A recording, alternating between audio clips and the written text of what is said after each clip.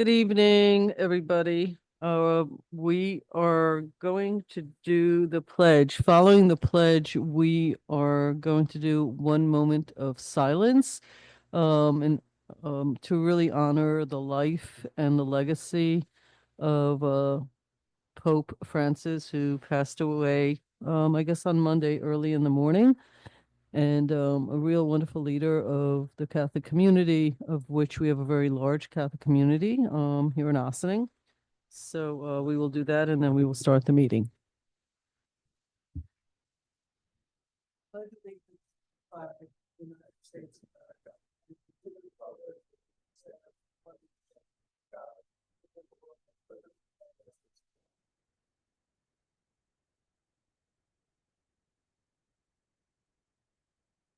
Yeah.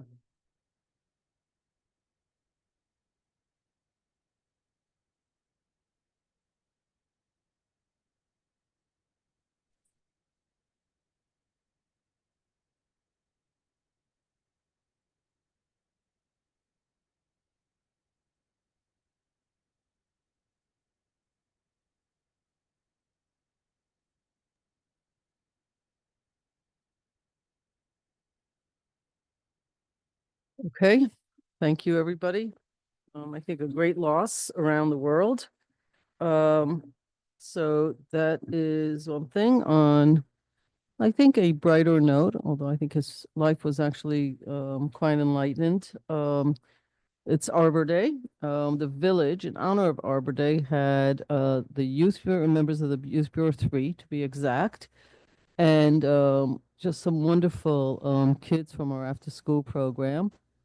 Do some speeches, answer some questions, do a little bit of educating the public. Most importantly, we planted a new tree right between the at the edge of the parking lot. It was just a gorgeous day out there, and they were just terrific, the kids. It was a lot of fun. We had village staff, we had members of the police department, we had elected officials. It was just lovely. There was some poetry reading, etc. Um, Thoreau, I haven't heard a Thoreau poem in a long time, and one of the kids chose that. That was really lovely. But the most important part of it is that we have lost some trees in the village due to some of the storms and the water levels and all that. So we are replanting some trees, especially in more urban environments as more development occurs. Trees are the lungs of our environment. And so it's really important to make sure that every year we plant more and more trees, and both the town and the village are tree cities now. So that's a big deal because we do get not only discounts on the trees, but a lot of advice on environmental issues.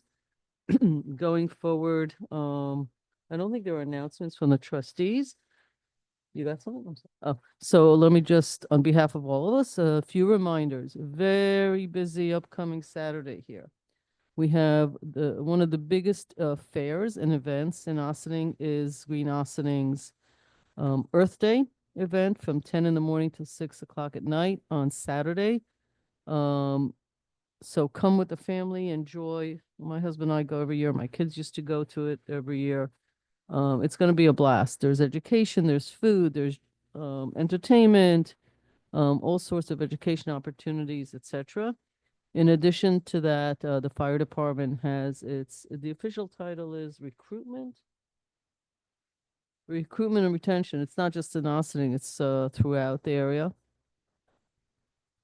Sponsored by FASNY statewide. But if you're interested in how the fire department works, if you're interested in volunteering, or you have family members that are, or you're just interested in what goes on in the fire department, 11 to 2 this Saturday. Um, I'll be going there. I'm sure others will here as well. So come join us. The police department is also running what I would call a take back drugs scenario. So all year long, there is a stand right inside when you go into the police department. There is this kiosk, and any prescription drugs that you have that you want to get rid of, do not throw it in the garbage. People go through garbage, and they get your prescription stuff. So for years now, our police department has rightfully participated in a take back prescription drugs. You bring your prescription drugs, even the plastics, to just have your prescription. And they have a kiosk for that. So this Saturday morning, it's really the whole day, but you can go to the police department. You don't have to make any reservations. You just walk in, you tell them you want to dispense the drugs, and they take everything back and they put in the kiosk and it gets destroyed. So highly recommend that. Bethany, there is a pottery to be seen in Bethany in the middle of the day. If you want to look it up, it's on my mayor's message. What did I miss for Saturday? There's 4 or 5 events. Did I get everything? Got that? Okay, great. Community engagement on Saturday morning at the rec center. Say it again. The community engagement. Oh my God. How could you look? How could I forget that? The community engagement, also my mayor's message. There are going to be 2 dates, but Saturday, there's an opportunity for all members of our community to meet with staff. I'll be there for part of the time. Our vendor, who is the architect, for those of you that follow us, they did a presentation, but to give input into the various aspects of how the community center will look and feel, learn about what the architects are recommending, and make suggestions as to your thoughts about what more can be done, how it can be done, and what you'd like to see. It's a great opportunity to be involved. And just remind me the time, Jamie? 9 a.m. to 11 a.m. So basically, you go there at 9. Then you go at 10 down to the waterfront for an hour or so. Then you go over to the police department and then the fire department, and hit all of the spot and end up with Bethany to buy some pottery. That's sort of the way. And in there, and everything's walking distance except for Bethany, and you could go to the community center and hit that as well. So a full day of events. Right. Thank you. 6:30 p.m. community center as well on Monday night. I was so busy looking at my mayor's message, I forgot to open it up before I started with my listing of things to do. So those also just be on the lookout for a lot of environmental causes, events, etc. For this month, because this is a big event. But I also noticed that the county has been cleaning all day and yesterday. The Route 9, 9A is part of their efforts, and they usually do it around Arbor Day, is that they do clean the trash on the side of the road. So that's been a big improvement because that was beginning to look a little raggedy. And so we appreciate that as well. Anything else? All good. Busy Saturday for everybody. Busy weekend. Hopefully the weather will be fantastic and we will be enjoying every minute of it. All righty, we can get started. Good evening, everyone. So first up tonight, we have our IT team talking about the many projects that they're involved in. And I am going to turn it over to Christina LeBou, who is on Zoom. And she is joined by Vince DiBenedetto and Wayne Frick from the A1 team, as well as Thomas DeMeo, who works for O'Connor Davies and is our cybersecurity expert. Christina, it's all you. Good morning, good evening, good morning. No, good evening. I'm off on my time. How is everybody tonight? Good. Good. So I'm just going to give a basic overview. I think Wayne could probably go into a little more detail as far as our police department goes and let you know what's going on for this year. First off, starting Monday, we have East Coast, our wiring team, coming in to the ops center, and they are going to start our rewiring project there. Hopefully that should take a couple of weeks to maybe 4 to 6 weeks, we're hoping. Not as long as it took for at the Village Hall. In April or May, we're going to be starting installing new switches. That's all part of our new network security upgrades. We have smart switches we're going to be installing coming in around June, and these are all just estimates for dates. We're going to be moving in from LogMeIn for our upper management. Those who work from home are going to be moving from LogMeIn to a VPN, which is more secure. And I know some people do have some issues with LogMeIn, so it should be more stable for those of you who use LogMeIn. I think you'll like the VPNs better. In June or July, we're going to be installing, well, we need to order them. We're going to be ordering them very soon. But we're going to be installing 2 new servers. We have to replace our KVS server and our OS beta server. The OS beta server is the one that's the domain controller for our rec center. We also have PDQ Deploy, which is a software for automating software installs and third-party application upgrades. So we're going to be pushing that out, getting that going. We also have like 25 new computers that we're going to be replacing throughout the village. And for the town, I have about 5 PCs that we're replacing. We're also working on, for the Austin Fire Department, we're working on the LoSAP, which is their fingerprint software. I think it's for the insurance. Please correct me if I'm wrong, but I believe that's exactly what it is. And then we can move into Austin Police Department, what we have going on there. Wayne, if you want to take over with that. Sure. Good evening, everyone.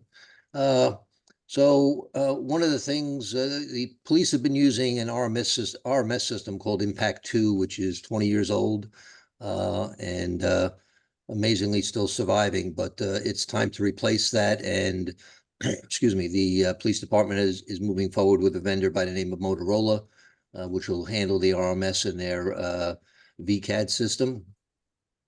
Also on the slate, this is slightly updated. We have new front desk PCs that are being installed, but that's also going to be tied around the recently approved new communications desks at the PD as well. So these will tie hand in hand with that project. Looking at 4 new servers, we have done a relatively good job at making these servers last. These are all double-digit servers as far as age, so they're well past their end of life with the vendors, and we'll be replacing 4 of those. Much like we've been updating the cabling at Village Hall and Ops, we're redoing some network cabling and putting in new network switches similar to the ones that are going in at Village and Town Hall for added security. We have 17 new PCs that are going in. A lot of what is driving this is Windows 10 is expiring in October. So those machines that cannot be upgraded seamlessly to Windows 11 need to be replaced. And lastly is the final push to move everybody to the .gov email domain for, again, added security and county compliance with some of their third-party applications. So that's all we have on the police side. Christina, back to you.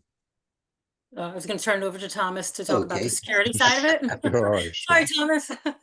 No worries. Thank you. Good evening, everyone. So, in addition to providing the security advisory for all the different projects that you saw, one of the things that was recently completed was the verification. Every year we'll go through a process where we verify the configurations and the practices and the processes of the village and the town. So, looking at the various things that are in place, again, making sure things are configured to best practices, and making sure that we're not seeing any deviations, and then if necessary, recommending enhancements. So that's been completed. We do the village typically in the beginning of the year. Police department will typically do end of June, early July, right? So that's typically been the cycle. We also just recently kicked off security awareness training. So now that is running for all village and town employees. That's going to be based on a web-based platform where they'll go ahead and log in and complete a 45-minute training session. For the police, we're going to do a little bit different. We're not going to do a web-based. We're going to do an in-person live training. We're just working out the actual logistics, the dates to come on site and perform that training. Another area we're working on is that'll be coming down is working on better aligning the cybersecurity incident response plan so that the integration with the county and the CrowdStrike, what was put in, we have a much clear, concise path and alignment on how that all comes together. So those are pretty much the big projects as of right now. Okay, does anybody have any questions for us?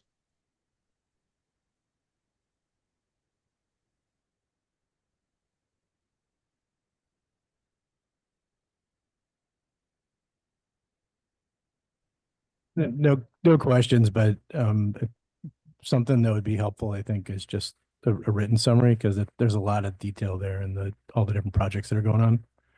I think it would be nice to just have a written summary. Yep, Sure. we can follow up with that. It's not a problem. Thank you. Lots going on. And I guess these are all projects we've discussed and funded in the past, and now they're coming to fruition, it sounds like. So great. Onward and upward. All right, great. Thank you. Thank you. Thanks, everybody.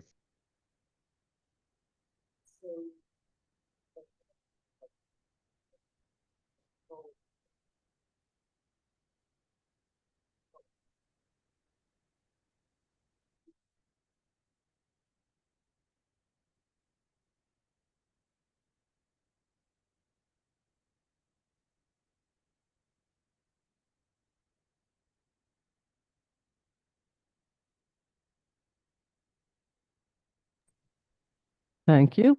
So in addition to what trustee Yost asked for, I would also like to understand the connectivity from department to department. In departments where you're not doing anything, I'd like in writing that says that in 2025, we're not doing anything. So the departments we have is parks, recs, building, police, fire. I heard LoSAP being mentioned, so the community center is part of Parks and Recs, court, police. What the town was mentioned, they also have their own building, and I guess every department should be listed. If nothing's going on, it should say 0. If maintenance is going on, I just would like to see a full plan in addition to your detail, because the things that come up in front of us is, how could you put this system in and not realize that X department was doing something on a parallel path, and now they don't talk to each other, and now they don't do this, and now they don't do that. And so that's where sometimes things fall through the gap. And we outsource this, except for Christina, everybody else is outsourced. So and it goes security. So one of the things that I'm concerned about, not that I think it isn't being looked at, I'm just concerned, is the community center. We're about to redo a lot of stuff, including thinking about security cameras and stuff. So whatever we put in now, it would be important to note that somebody checked off a box, said, yes, I know what's going to be happening in the next 2 years, and it's included in this plan. Because my issue has been in the past, not only here, but elsewhere, is like, well, nobody told us they're moving to this. They didn't know that this and that. So I really would like to see the whole schematic for all the departments. It also would allow us to make sure that nothing was not viewed. The department heads and everybody that touches us needs to know that, okay, this is check mark here. Somebody looked at it and said, yeah, we're not doing any work in this department. The number of computers and all that, sounds like a lot, but I know we had this conversation, the budget conversation. I'm not aware that people are supposed to be working remotely anymore. That's not our policy. But I guess people can call in remotely. We're doing it right now. Christina is not here. She's calling in. So it'll also be interesting to understand who here actually has all the access and how that works under the VPN system. I think just informational. I'm sort of bouncing off of what you had asked for. I'm just adding a couple of more things to it. So it'd be nice to have a whole schematic, because we're not really experts in IT, but IT has cost this village a lot of money. And my experience with IT, all IT people I've ever met, is there's absolutely no end to how much security could be done for a person's house to the country, from A through Z. It's infinite. If we spend the entire budget on security, most IT people will tell you it's still not enough. So I think having a schematic, and then looking at it year to year would give us, which I think we did in the budget discussions. You know, this is what that's why we don't have a lot of questions. Our expectation is that you're all staying within budget. The training is great. I think it's interesting. Different departments might be approached differently. That's fine. I'm sure there's a good reason. I don't need to know what the reason is, but I am concerned about connectivity and different departments and their systems talking to one another, and that the systems talk to one another. And if we're going into LoSAP, if that gets passed by the public, that we're set up correctly for it. So I'm not sitting here next year to learn that nobody told us that, you know, it's System X instead of System Y, and people just didn't talk to each other. So that's, I think, where we're going. Do you, Yeah. I just wanted to respond. So a lot of those issues really are addressed by the fact that um, in the past, we haven't had necessarily the same IT professionals working in the police department and the village, and there was not. We've always had an IT IMA with the town, but now this is the team that works on everything comprehensively. Occasionally, because you do have very specific softwares and applications that are very specific to either police work or maybe in the case of LoSAP, it's not necessarily something that we have a lot of latitude on in terms of what we use. But one of the good things is on these things, this group really does work on integrating. So we've definitely significantly mitigated the risk for a department working autonomously to do something. So it's been a lot easier to get things done. And I think while cybersecurity, there probably is nothing we can do to be as secure as we want to be given the threat of cybersecurity. I do want to compliment the team and Thomas DeMeo for making sure that we're doing what we need to be doing based on what is reasonable to expect us to be doing here. And it does, the training especially is an enormous help because people have been catching, they've been catching the fish. So it's been working exceptionally well, and this team works very well and works exceptionally well with the staff as well. So Great. So it shouldn't be that hard to get all this information. And No, not I, at I all. left off the building department because we bought a whole bunch of equipment 2-3 years ago, I think. Right? That I'm not sure how it's being used or not. And I know this is a short presentation. We're not here to do an IT presentation of 2 or 3 hours, of which I'm sure we would get all our answers and discussions and all that. But we also bought stuff that some things worked well, some things didn't. Okay, live and learn, human beings, you know, and like not everything goes as smoothly as we like. That said, that should be in the schematic as well, I would think, right? Because a lot of money was spent in the building department. We bought a whole bunch of stuff and we want to continue doing that. So this is not you need to prove to us that you're good at your job. This is we should have documented what we're doing. And I am concerned about the community center, like making, it's such a challenge, you know, the horse and the cart, which comes first. It's like, how do you, it's hard. But I think the public will feel better knowing that it's been approached, looked at, and that we have departments that are now more than ever looking at each other and talking to each other. I think we're much more advanced than most municipalities in Westchester County. So, and even the .gov, many municipalities still aren't using it. Some are. So, we're like pretty far ahead. And I think that's a good thing. Did you want to say something? Yeah, else? just, Sorry. my concern is with the community center because it's not even designed yet as far as Yeah. wiring. So Why do it now? why do it now? Right. Because it's a chance something's gonna happen unless it's strictly backbone. Because Yeah. you can't branch out of the backbone when there's walls gonna be built, walls taken down. I'm in Yeah. the business. It's And not, also the it's sizing gonna of cost it. you double or triple if you do it now and then it gets ripped Right. out. Right, So that's actually what triggered that Right. comment for me as That's well. my You heard it concern. as well. Okay. So we did discuss that. So I think a lot of the improvements for the community center that will accommodate some of the things that people have asked to see in the new community center, high-speed Wi-Fi and, making sure that we have the STEM capacity and everything. we'll definitely be reviewing that as we go into the 2026 budget planning cycle. So there is an eye to that and an alignment and coordination with our design team on that as well. And Mary, just to kind of expand on that, I mean, there is a proactive view on a lot of this. Community center is a prime example. You know, every 2 weeks we have our department meeting with the team, and this just came up.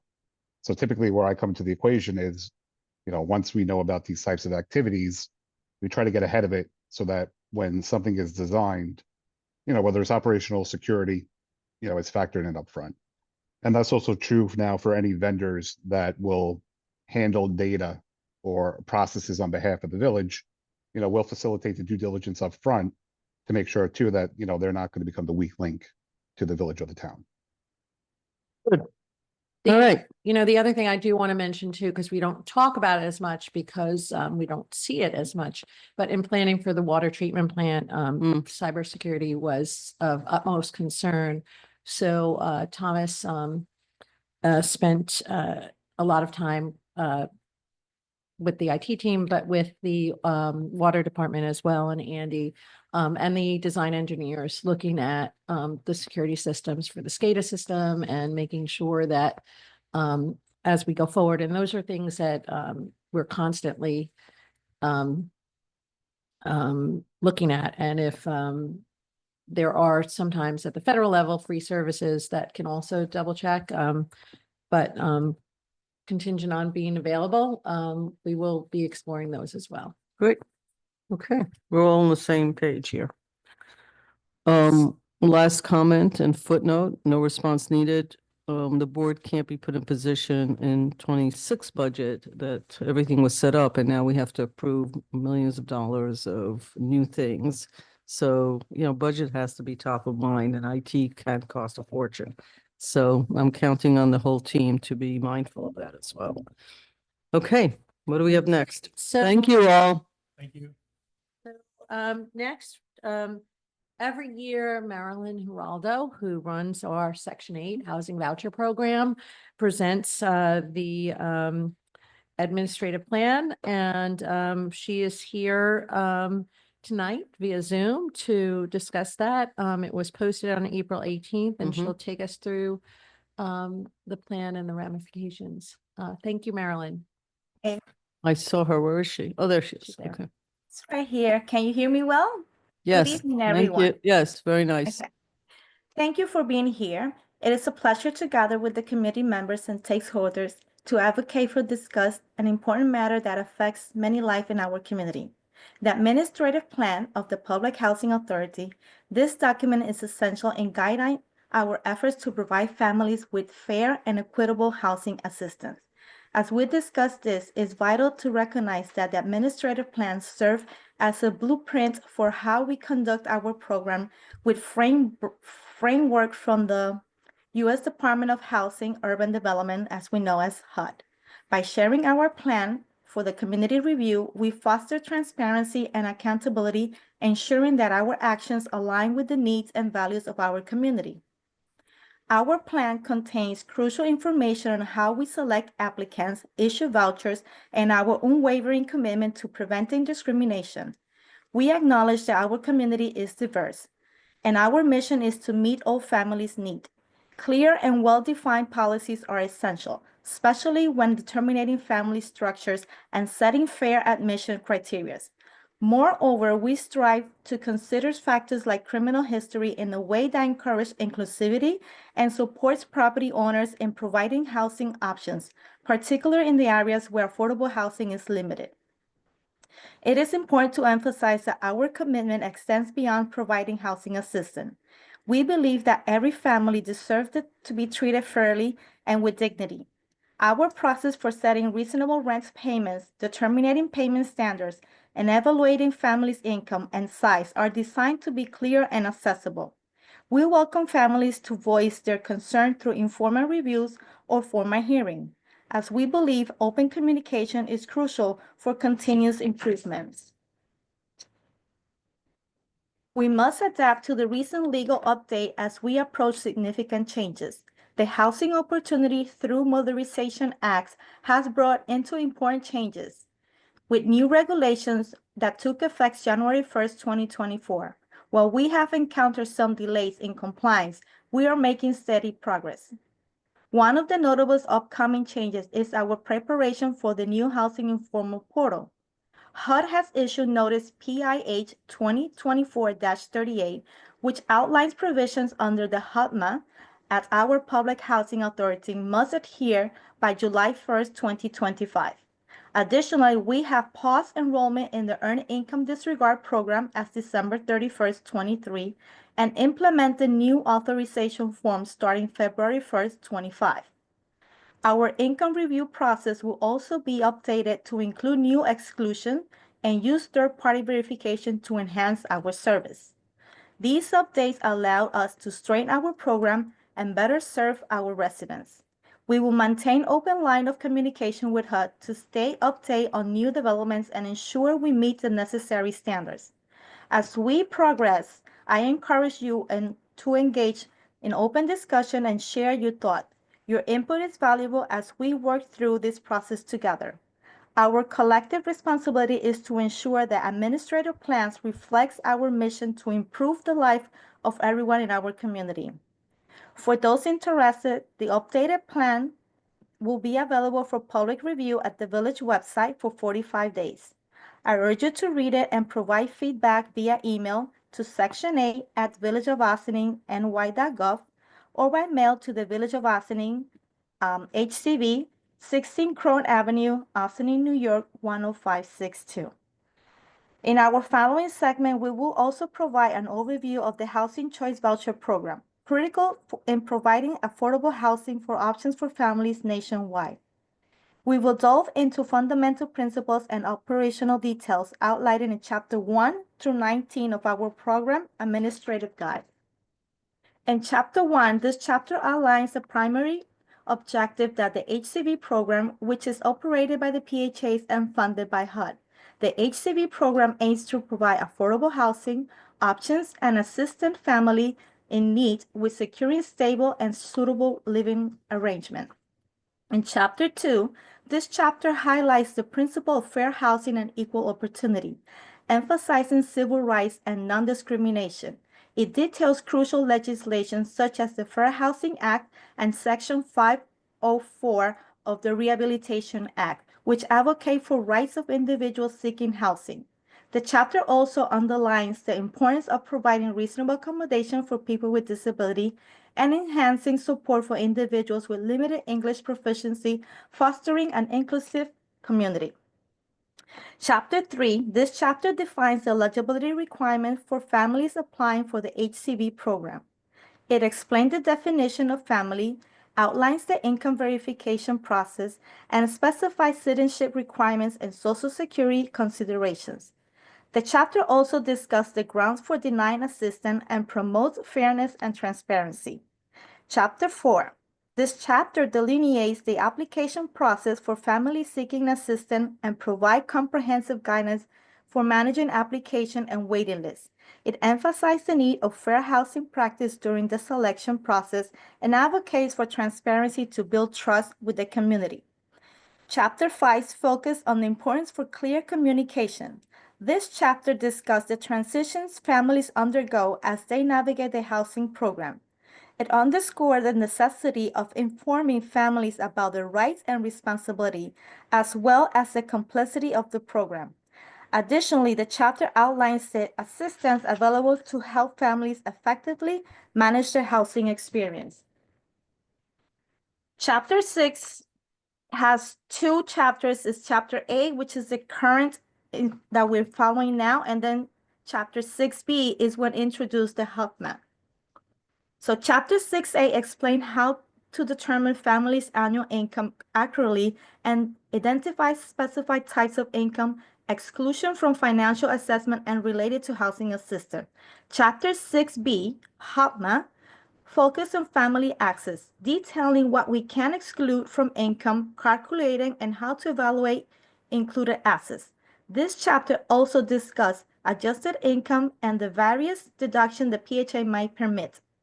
Both chapters provide crucial insight into calculating family share, PHA subsidy, total tenant payment, and utility allowance. This ensures that families receive appropriate assistance while understanding the financial obligation. Ultimately, this chapter ensures accurate income assessment and equitable, suitable calculation in housing assistance program.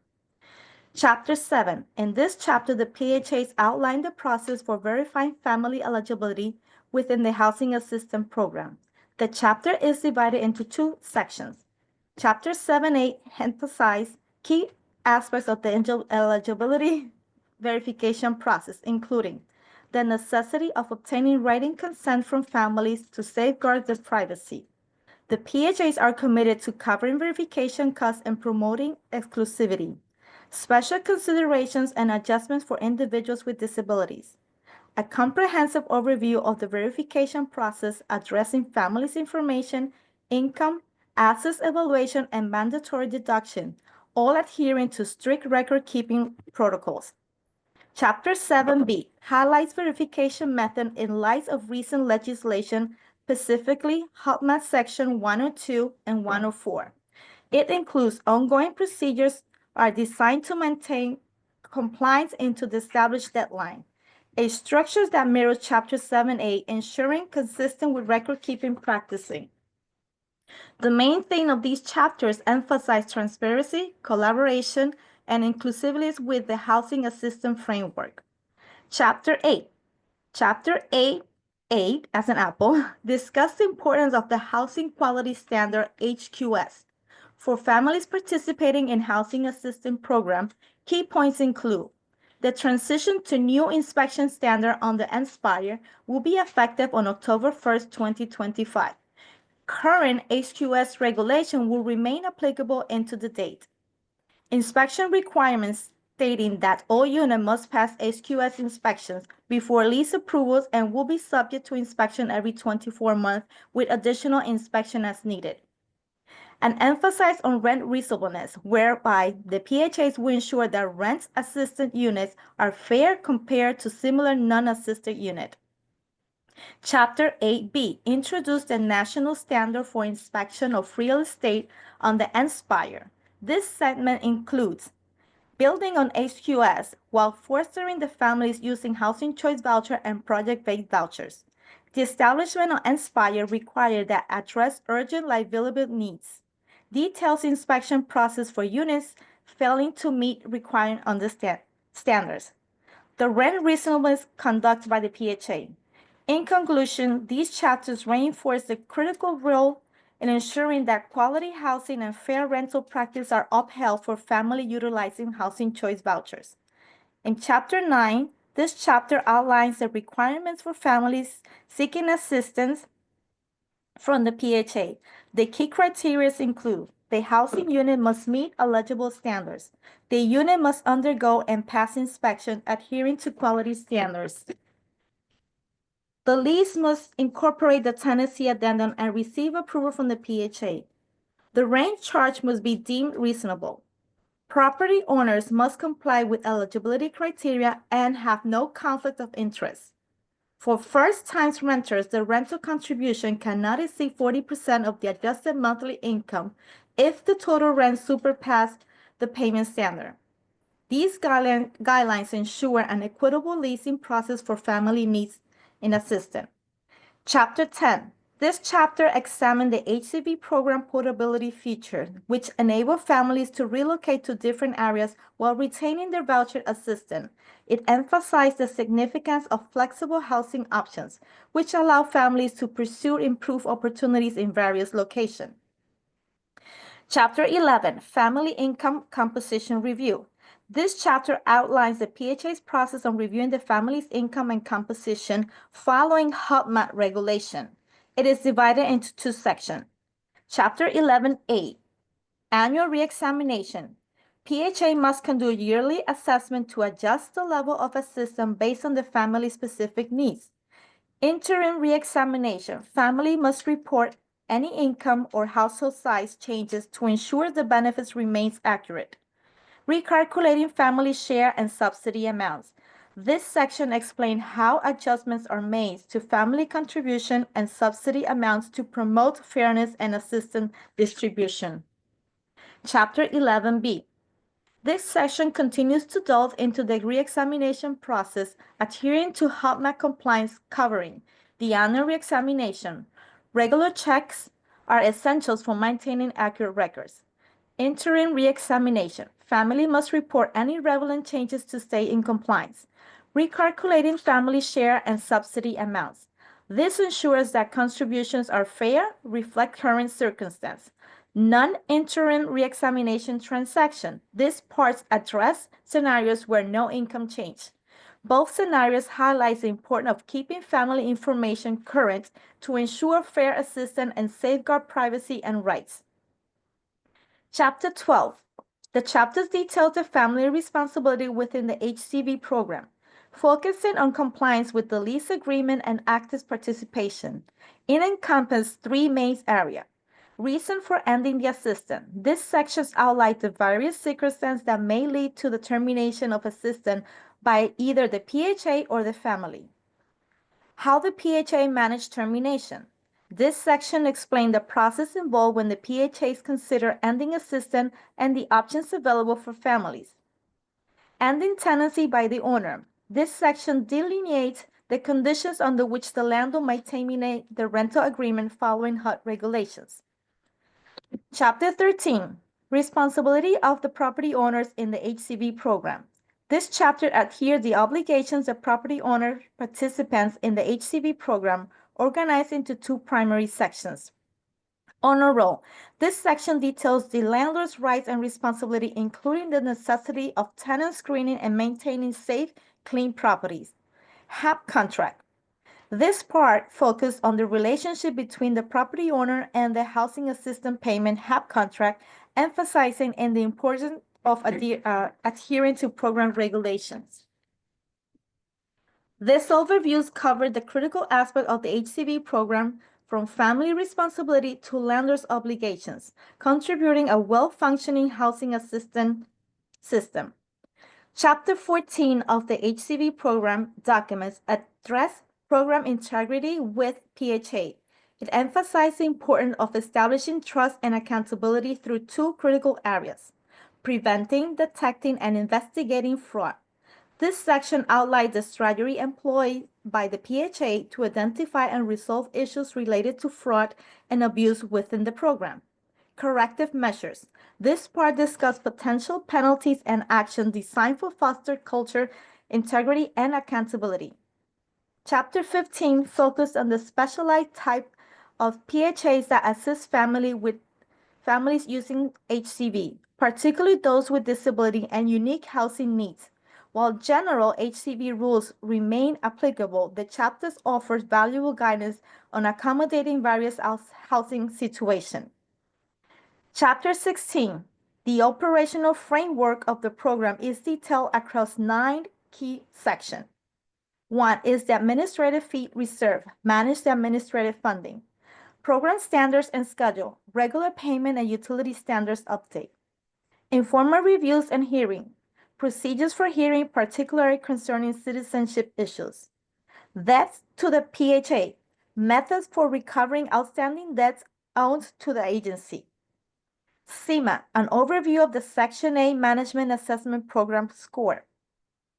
Record keeping practice, recommendations for managing records while ensuring privacy protection.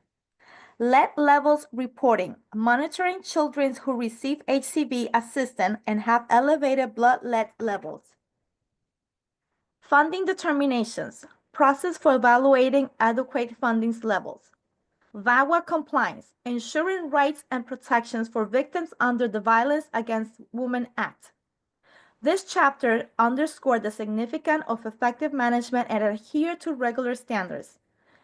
Chapters 17 and 18 clarify the boundaries of the PHA responsibility, noting that the agency does not manage project-based vouchers or oversees associated with rental assistance demonstration program.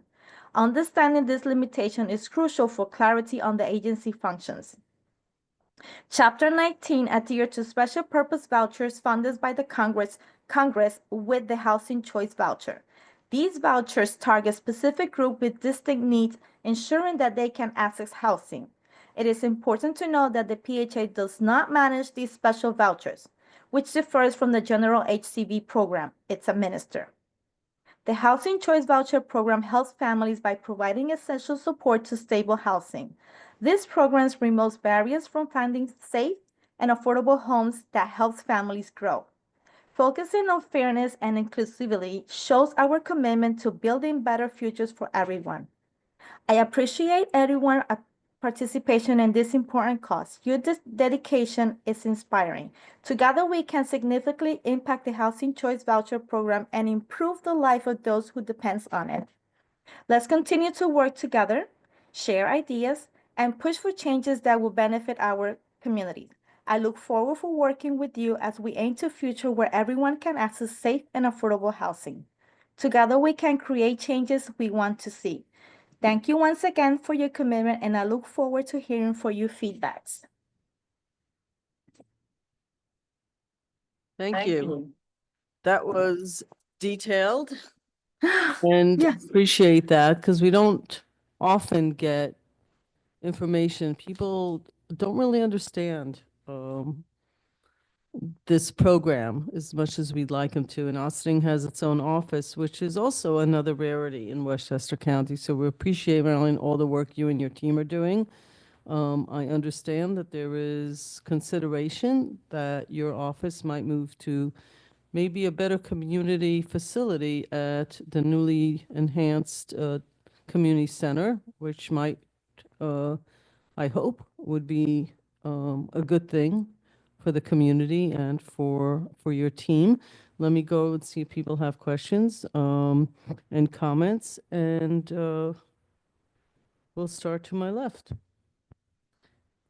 I have no questions, but thank you for your report. You're welcome. Once again, thanks. I got part of the way reading it, but I didn't get all the way through. So I will continue to work through that.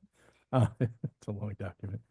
I guess thank you very much. It's but two, I guess my question is, you've obviously been through the document, you know everything. What do you have any concerns about any of the new regulations that are coming into play that you might have trouble meeting or adhering to, or like need to do something different? For me, that's a question. Well, I believe it's supposed until we get used to the changes. It's kind of the same with less restrictive and benefits for the tenant as long as they report everything on time. Basically, the way it's going to change now is that we are going to trust what you tell us as long as you report it on time. There's a lot of exclusions now that family will benefit, especially the people with disability are going to have a lot of benefits. There will be, if their income, the way the Section 8 program works is based on the family's income. So one of the new changes now is if they report it on time and if their income is going to go up and they're close to the annual reexamination, normally we would change the rent to go up within 30 days. Now we are going to wait into the annual reexamination. So that will give them a period of 3 months at least. Oh, A good part of it. But if they don't report it, then the sad part is that there's going to be heavy penalties. Another good change is one that I really like is for people with disability, if a family member is taking care of them and they are living with them, now that income could be excluded. So it's a plus for them because before their share of the rent was very high. Now that we exclude, if you're living on the same voucher, taking care of a family with disability, there's a lot of exclusions that's going to be a plus for them.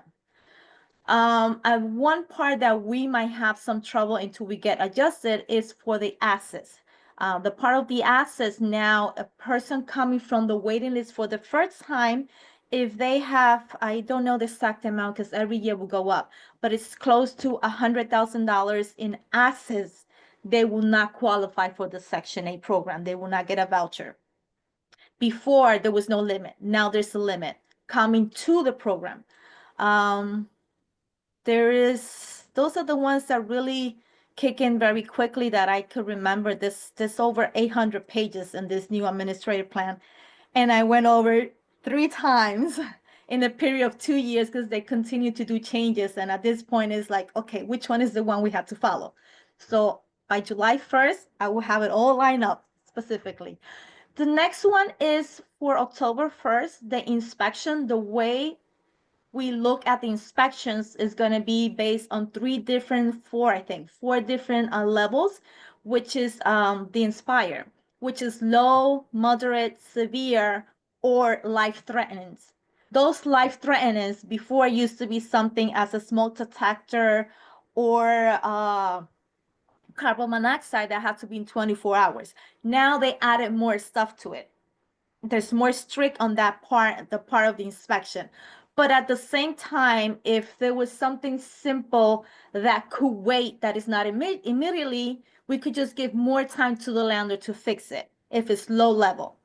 Anything that is life-threatening or that is severe, those have to be fixed immediately within 24 hours, life-threatening, or within 30 days if it's severe.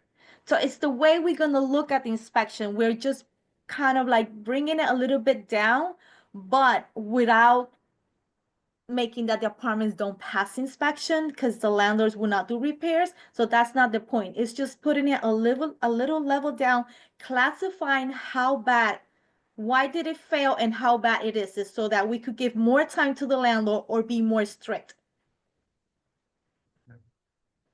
Thank you. That's an awesome thing. Great. Awesome answer. Thank you. All right. Jane, anything? You know, such a vital program. You hear me? Yeah. Such a vital program, and I hope that you continue to receive the funding that you need to do the program. So fingers crossed on that. Who knows what will happen? But thank you for providing this service. Thank you. Thank you. Great. Omar Lopez is on, but Omar, I don't know if you're able to speak or not. Am Or if you have anything. also extending gratitude to you, Marilyn.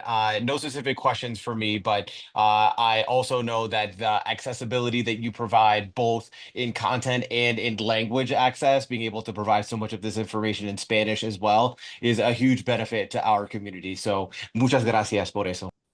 Thank you. Gracias. Thank you, Marilyn. One of the things that I learned, and I just want to reiterate, because you present to us at least once a year, there have been times where it's been more, is that people need to understand that this is a big balancing act. In addition to everything everyone said, it's a big balancing act. You want landlords to participate in this because you want more and more landlords to understand they get paid every month. You know, it gets monitored. It's a good thing for some landlords. It's a right formula in their buildings. And you know, for tenants, you want them to understand also that, you know, it's a partnership, that both parties win, because you do want more landlords to participate in the programs. It's a big part of your base, if you will. So we just want to reiterate that that's why it's so important to have this office. It's not who wins. It's not anybody against anybody. It's actually an encouragement for all participants, you know, to play together and to also have you as the people that really try to do the matchmaking between the tenants and the landlords so that everybody wins in this game. So we appreciate, because that's a hard balance, right, on any given day. Yes. In a housing market. I used to think it was just New York, but apparently it is now, from the tippy tip north of Maine to the tippy tip south of Key West, Florida. The entire eastern seaboard corridor is challenged in this environment. So we thank you for everything you do. I know that you will always bring to our attorney or to our village manager if there are issues that come up. But you always leave us with, let's encourage more people to participate, is usually what I learned from this. So we thank you. And unless you have something to add, I think we can move on. Thank you so much. All right, thank you, Marilyn. I just want to mention the camera all evening is sort of cutting us all off. So I don't know, I mean, I'm looking at the screen and before, it could be, but There we go. not that I need to see, but the entire board, especially not the most flattering of my next door neighbor here. So we're good. Okay. What do we have next? Okay, so we're all familiar with Project Mover, which is a project with lots of moving parts. And this is a No, pilot. not the reason it has that name. No, the idea is to get people moving in a sustainable way, using e-bikes and making sure that they are accessible and affordable. So as we're getting ready to launch the second phase, or the second season too of the project, there were some changes in the pricing. So the change in rate for the initially you really were paying to ride, and it was you were paying by the minute, and that was your only option. Now that we're rolling out the program, there's other options to rent by the month or annually, and those options do come at different price points. But there is an equity program, which people can, based on their own decision, based on their concern about affordability, say that they would like to participate in the equity program, and they will be approved of that in this phase. This is the way we'll be working it forward to make sure we maintain the affordability portion. On the daily rides, the hourly rides, or if you're just renting for a short time, that cost does go up a bit from what it was last time, but we have other options now that for people who really are using this to get to work or get to the train station every day and need the bike every day because they are using it as an alternative to a car, as an affordable option, they actually have options that if they feel they qualify, they can actually rent it for a lower rate than they did even in the first stage of the program last year. I am probably not explaining it quite as well as my colleagues on Zoom here, but we do have our colleagues, Bryn Leopold and Drew Van Hengel from Nelson Nygaard. And I believe that Alex McAnally is there. I'm sorry if I mispronounced that. Magalini is there from Shared Mobility. So I will turn it over to them to take you through what's sometimes a work in progress. So as we're doing it, one of the big things that we noticed, and I just want to step back, is if we're going to make changes to the program, we have to make sure that before the bikes are on the ground, we have the messaging in place. And that messaging is not us talking to ourselves in a technical way, but that messaging is really public facing so that the people, the end users, our customers, if you will, really understand the value proposition of the program and what the expectations are. So it doesn't appear that we're over promising and under delivering in any capacity. So we're working on the messaging, but I do want to have the team take you through what we've done so far and what the program is going to look like once we get the bikes on the street again. Well, So thank you, Karen. I don't know, Drew, Alex. Sorry. Thank you, Karen, and thank you, Mayor Levin and the Board of Trustees. My name is Alex McAlini, and I'm with Shared Mobility, Inc. So we'll be going through a brief presentation outlining the changes in the pilot structure versus the full system pricing structure, and then we can address any comments or questions that you all have. So I'm going to share my screen real quick. Okay, can everyone see my screen? Now we can. Yes. Okay, wonderful.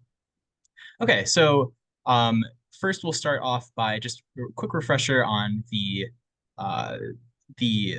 the project team and who's involved. So in terms of program management and operations planning, Shared Mobility Inc. is responsible for that. So I work for Shared Mobility Inc. and I have a colleague, I have 3 other colleagues that are largely working on the implementation of the bike share program, not just in Ossining, but in all of the other all of the 6 communities that are going to be part of the Project Mover bike share system. In terms of planning and community engagement, that's Nelson Nygaard, which includes Bryn and Drew. And then in terms of day-to-day operations, that's the Drop Mobility team, who has been really helpful in engaging with the village. They have the warehouse that's in the village down by the Metro North station. And then finally, the NYSERDA grant and project administration that is handled by the team at CityFi. So we'll start by outlining some of the findings from the 2024 pilot pricing model and just some of the findings that we found during the pilot program. So the payment structure for the pilot program was users were charged $1 every time they unlock the bike, and then they were charged 12 cents per every minute that they used the bike. And that resulted in $6,111 in total revenue for the entire length of the pilot program, which was 106 days from late August until early December, compared to $326,000 in expenses, including the bikes, the racks, and the operational costs. That means that 98% of the project was subsidized by NYSERDA funding. But we found a lot of great findings from the program. Our goal with having a flat payment structure in the pilot was to ensure that we understand the markets and the user preferences of the bike share system so that we could try to generalize that for the full system launch and understand how we can provide more flexibility for the payment structure. Some of the key findings that we had was that 83% of riders were from an Ossining zip code, meaning that there was a high use of residents. And then also we found that the average trip length was 1.36 miles and just under 19 minutes worth of riding. So as we transition from the pilot pricing and the pilot system into a larger system, we're expanding not just in terms of geography, we're expanding to 5 other municipalities. We're expanding in terms of the number of bikes that we have, which will be, there was 50 in the pilot, and now there's going to be 300 total across the 6 municipalities. And then in terms of hubs, there was 11 hubs in the pilot, and now there'll be up to 50 hubs in the total system. And then also important to note is that we are going to be expanding the range throughout the year that we're going to be operating. So we won't just have that very narrow operating window to base our decisions off of. We'll have a whole more holistic picture for us to reevaluate as we move forward. So with the changes, we provided 4 different payment structures for users to choose from. These each present opportunities for different use cases, and largely our goal is to improve the cost burden for residents, commuters, frequent users, and people that need help paying for the transportation system that we're providing. So one of the key changes here is in the base rate. So you'll notice the pay-as-you-go, which is to the left. That's most similar to the pilot structure. It still costs $1 to unlock the bike, but now it costs, instead of 12 cents per minute of use, it costs 20 cents per minute of use, which is a 2/3 increase in the base rate. But we're offering different pricing models to allow for greater opportunities of savings, not just compared to the to the full system pay-as-you-go model, but compared to the pilot pricing as well. So for the monthly plan, that's the first plan, it will charge users $20 per month, and there's no unlocking fee, so they don't have to pay that $1 every time that they unlock a bike. And users will be given 30 minutes of free ride time per day, and that can be across multiple different trips. And then beyond, if they go over the 30 minutes of free riding per day, they'll be charged at the base rate. Although based on what we saw in the pilot, we don't anticipate this being a frequent occurrence. And then similarly, the annual plan provides even more opportunity for saving for frequent riders and people that use the system all year round. It will cost $149 per year, which equates to around $12 per month. Same as the monthly plan, there's no unlocking fee. Users get 30 minutes of free riding per day, and then they're charged 20 cents base rate after those 30 minutes. And then finally, and most importantly, is the equity plan. So that will cost users a total of $48 per year, and we're allowing them to either pay that monthly or annually. So either $4 a month or $48 annually. It's the same structure as the other two monthly or annual passes. There's no unlocking fee. There's 30 minutes of free ride time per day, and then 20 cents per minute use after that. I just want to note too, because I know this was mentioned at the last Board of Trustees meeting that we attended, there is a $10 hold that's placed on users' cards for the system, and that hold is released at the time that the ride is ended. So it only is a hold while the user is actually riding the bike.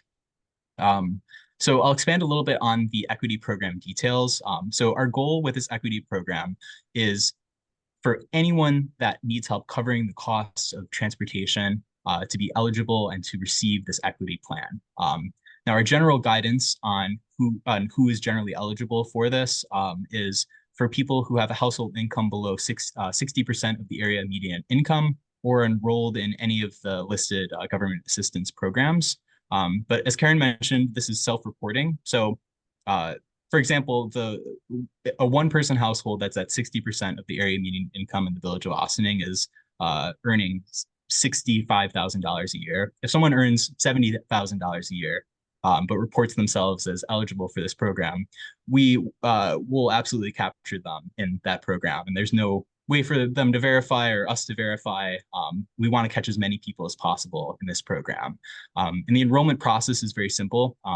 Users will be prompted through the app to directly email the Drop Mobility team. It's all done within the app, and the Drop Mobility team will review the application, and then they'll be authorized within 24 hours to receive that funding. In terms of the saving opportunities that each of these plans provide, these are savings compared to the pay-as-you-go plan for the full system. So for the equity plan, if someone rides once for 15 minutes a month, then they save compared to the pay-as-you-go plan. And if they ride once 20 minutes per month, then they're saving compared to the pilot pricing. And if you remember, the average trip length in the pilot pricing was 19 minutes. So it's very likely that people will be almost automatically reaching this threshold. Now, in terms of the monthly plan, users will save compared to the pay-as-you-go plan if they ride 3 30-minute rides or 5 15-minute rides per month, or some combination within that. And then the annual plan is even more opportunity for saving. So they'll save if they ride 2 30-minute rides or 4 15-minute rides per month. So with that, I'll pass it back to the board to ask any questions or comments. Okay, I have a few.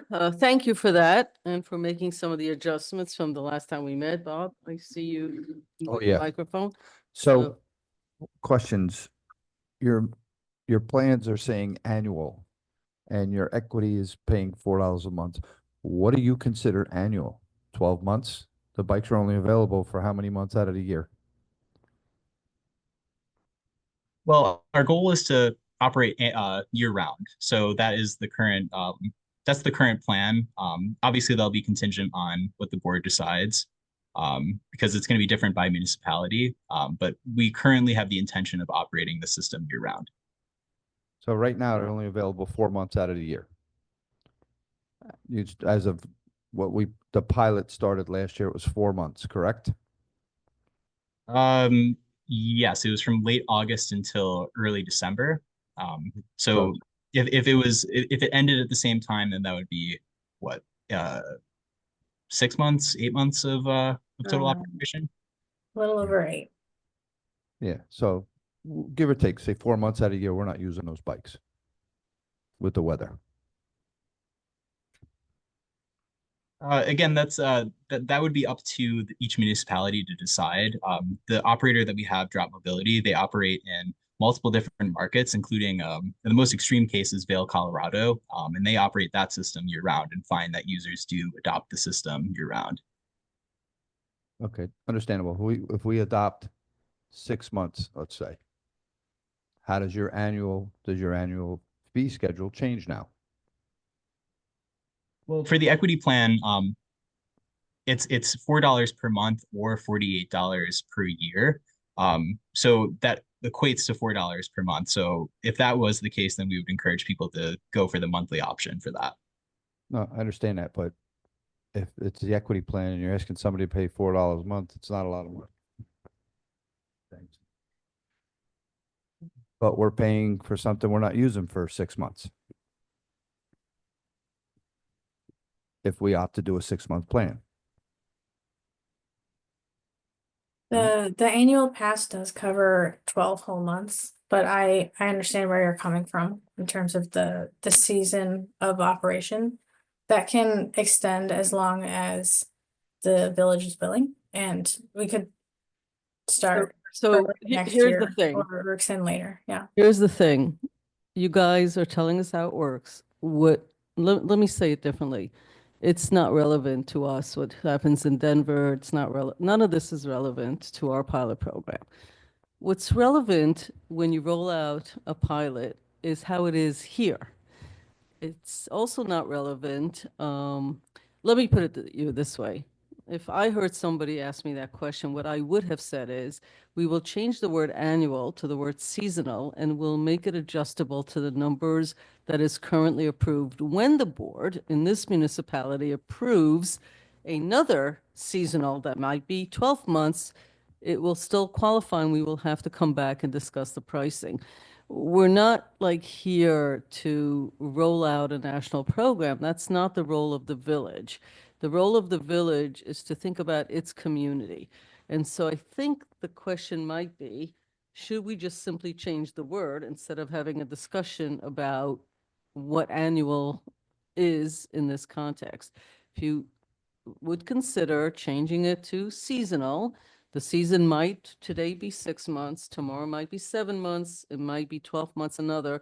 The board will have to be a participant partner, because otherwise it's deceiving the public. It doesn't matter that it's factually correct. Communications with the public, especially on a new program, is an essential part of success. An essential part of success is knowing how to communicate with the public and the public's expectation. If you tell me it's annual and I have to decide up front, because that's what you're asking me to do. You're asking me to decide whether I can afford it or not, whether I'm an equity person or not, right? So the answer might be, I can afford the full freight. I'm not on Section 8. I'm not this, I'm not that. All right, so now here are my remaining options. I can pay annually for this or by month that. So I would do the analysis. I plan to only use it for 2 months or 3 months, so I'm going to go monthly, or I'll use it for the year. But a year is not an option, right? The only option I have is maybe 6 months of usage. And so I might suggest that the feedback you're getting tonight is not to explain to us what an annual fee is, but rather to understand that we're not offering this annually in 2025 or 2026.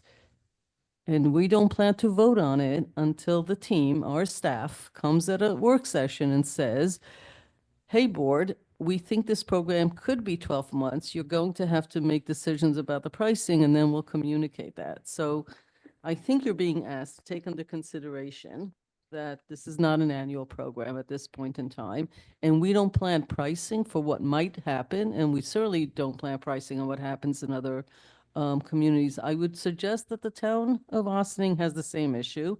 Croton has the same weather patterns that Ossining does, and you get the picture. We're here about the 6 communities. We all have the same issues, and they're looking at us. That's why we agree to volunteer as a incubator and a pilot, is exactly for these learnings. And they're going to sit there and they're going to call us and say, what do you think about this and what do you think about that? So you have a board member that says, I'm not comfortable with annual. Would you please reconsider A, the wording, and B, the explanation to the public? Right. Because nobody would take an annual if they can only use it 6 months. This is where I think you're going. That's where I'm going. Okay, so I it's- think they need It's to very confusing to reconsider. somebody, but here's when do you plan on launching the bikes?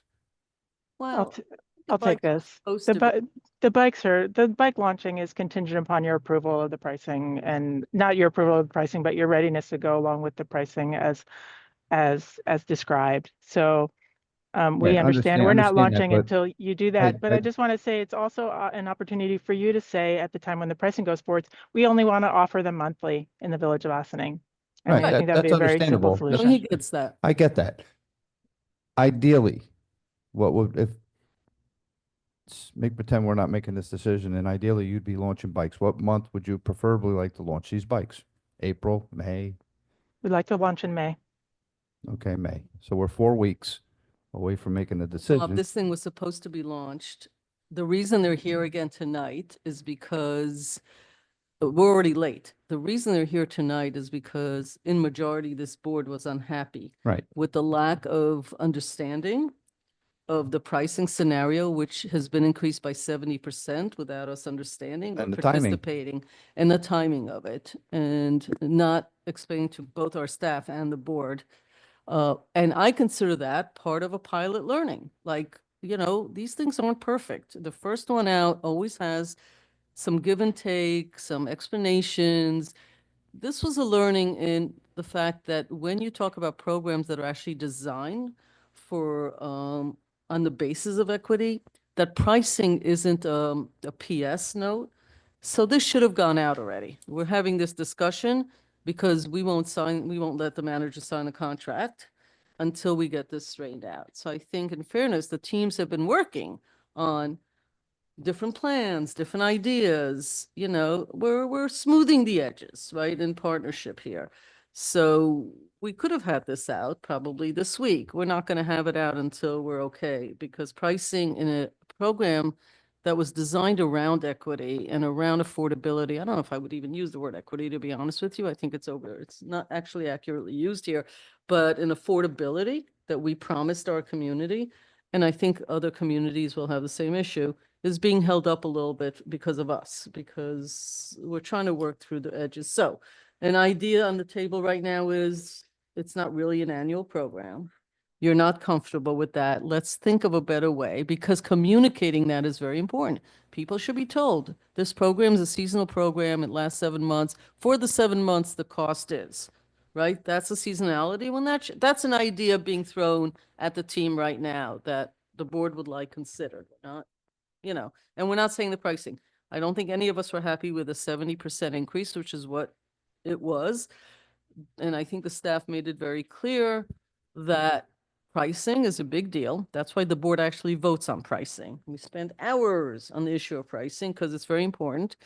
We want to make sure that in the future, and I think Stuart's aware of it too, pricing discussions have to be passed by the board. Again, another learning, right? And nobody meant anything here. It's just another piece of the learning. What do we think about having multiple plans? That's like a new idea. Like, I was sort of curious as to, I thought you were also going to talk about, maybe ask some questions. What do you think of the idea of these tiered plans? I'm curious. The tiers are fine. It's You just like that we need to distinct. Yeah. It's not annual. The communication piece. Right. And then it's not just us agreeing, it's like me thinking right now, how would I even explain that to somebody? You know, communication is always tricky. Nobody understands that until you have jobs where you're literally with people all day long that have to be clients, like on the front line. We're always amazed, but that's a big deal. What other questions might you have or comments? Okay, sir? Thanks. Appreciate the background and the additional information. So I had the same question around the annual versus seasonal. And when you make that adjustment in the communication, you should also then adjust, you know, the 149 on a seasonal basis isn't $12 a month. It's more like 18 or 19, right? So the communication needs to be appropriate for that. And the value proposition is going to be different for the individuals, right? I personally like the tiered program. I do think it makes sense to allow people to choose that for which they want to use it for, right? I think that's good. I did have one question around, now that we're doing multiple villages or locations, are the bikes able to go from like here to Croton and like be picked up in Ossining and You use mean going to the other go into other communities and it still holds true, or is that possible? Yeah, that's correct. yeah, the bikes can, we have a service area that includes all of the communities and then any communities that are in between. So like Irvington in between Ossining and Irvington. The communities that are in Okay, between are that's not fine. The part of the answer's yes. program. They're part of the they're part of the service area as well. So people can take the bikes in between all of the communities. Okay. But are all the communities contiguous? I didn't know, is the Tarrytown and Sleepy are both in on this? Yes, that's correct. Okay. It's Croton, So the it's town all of Ossining. contiguous. It's continuous. Sorry, Yeah, contiguous. contiguous. Yeah. So Yeah. they are, because north of here it's Croton, the town is the town. So yeah. Yeah, so to me, that's actually a value, something that you can communicate, right? That would be an added value, I think. Yeah. To people who may need to go from place to place, right? Is the reality is, to get to Croton, you can actually ride along. Yeah. The walkway. And so it's actually relatively safe. They don't have to go on 9 or 9A. Well, to Tarrytown, Sleepy, Phelps, and Irvington, you could actually safely ride on the aqueduct if you Yep. really have to get all the way through and then get off Yeah, in the middle of exactly, those right. villages. And I guess you could do that all the way up to Croton. That's a Yeah. harder ride. It's It's harder actually ride. easier You go to going the train, south. you go to Yeah. the train station. Phelps and is the- easy. Yeah. Yeah. So I think that's something from a communication standpoint that might be valuable to you from that perspective. Yeah. Certainly. Excuse me, if I could interrupt. Did all these villages boards already all approve these programs? 3 of the 6 total Which have 3? authorized. That would be the town of Ossining, the village of Tarrytown, and the village of Sleepy Hollow. And Sleepy. Okay. Well, that's contiguous at least. Yeah. So Croton has not approved it yet? Their board has not? No, long story short, the board had issues with certain sites. So we were working out finding specific locations that were Okay. within their municipality right of way, so that would be easier to cite those. Kind of similar Yeah. to what the Boston did. They'll approve it. I think Croton will approve it. So it's that's good. contiguous. Yeah. It's great. Actually, I think it's great for a lot of people that work at Phelps and stuff. Okay, Okay, what else? do you have? two more questions, right? So, understand like the 350,000, a significant amount of that was going to be capital and equipment and stuff like that from a startup perspective. About what are you estimating your operating portion of that to be from this perspective? I'm just trying to get a sense of how much of the operating expenses are generally might get covered by the fee revenue. So in terms of the full system launch, we're anticipating $30,000 per month for operation cost. In the pilot program, I believe it was around $17,000 per month. Got it. Okay. So over the course of the year, it was so it was about 75,000. So okay, that's fine. Got it. So it's about 60,000 and he recouped about 6. Is what it was about last year. So, okay. that's Yeah, fine. exactly. If we were to maintain the pilot pricing, assuming the same projections from the pilot, which again aren't the full picture of what we see, but that would result in a 87% subsidy by NYSERDA. Got it. All right. And I guess the longer term question then is eventually does this end up needing to recoup 100% of the costs or not? And that's a long term Well- question, not for tonight, but so that it's just something that we need to just keep our eye on, right? In terms of Well, I think I actually right here wrote, I'm having a hard time understanding what the break-even analysis on on the project well, is. that's what I was doing in my math. I know you There were, you go. but that's why I wrote my BE question. It's like, I really have a hard time understanding because on one hand, I love the platforms. I love the program. I say that all the time. I find that our staff spends a lot of times making sure that the community is being represented in the conversations. And while we're similar, even the town and the village has different demographics here in Ossining alone. And we have to keep our promises and we're the messengers. So we have to be sensitive to it. And I think the staff is.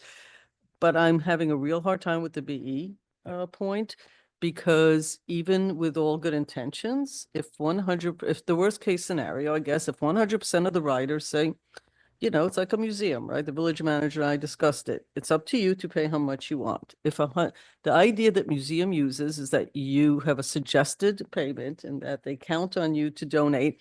If 100% of the people visiting the museum say, I'm not paying, I'm not donating anything, they're in trouble. So without understanding the BE here, it's sort of like if 100% of the writers say, yeah, I'm reporting that I'm on the equity program. I think it will end up causing the private sector here to say we have to keep raising the prices to make up for the fact that we weren't expecting it, because I'm not clear where they start making money and when they're expected to make money. Because right now, in a handful of millions of dollars, tax dollars are paying for all this. All NYSERDA is a distributor of our tax money. That's what they are. They're a government agency.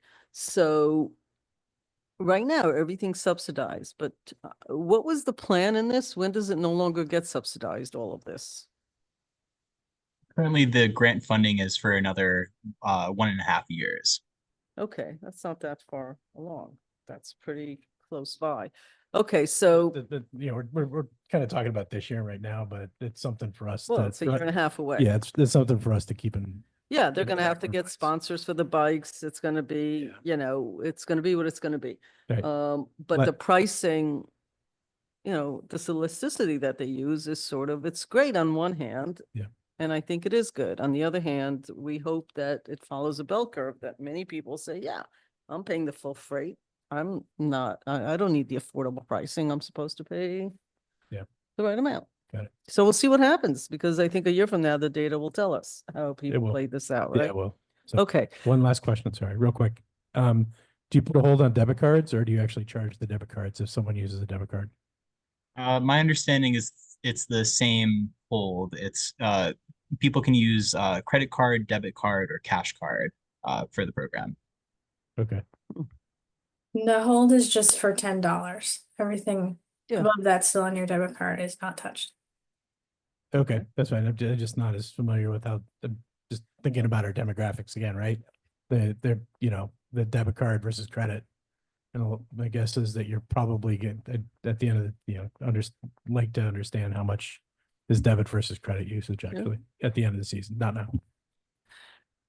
I do have a question just to continue with that before I go to Dana and to Omar, is the $1 and then 20 cents, where does that put us in relation to other like communities on this program? What is that average rate that people pay?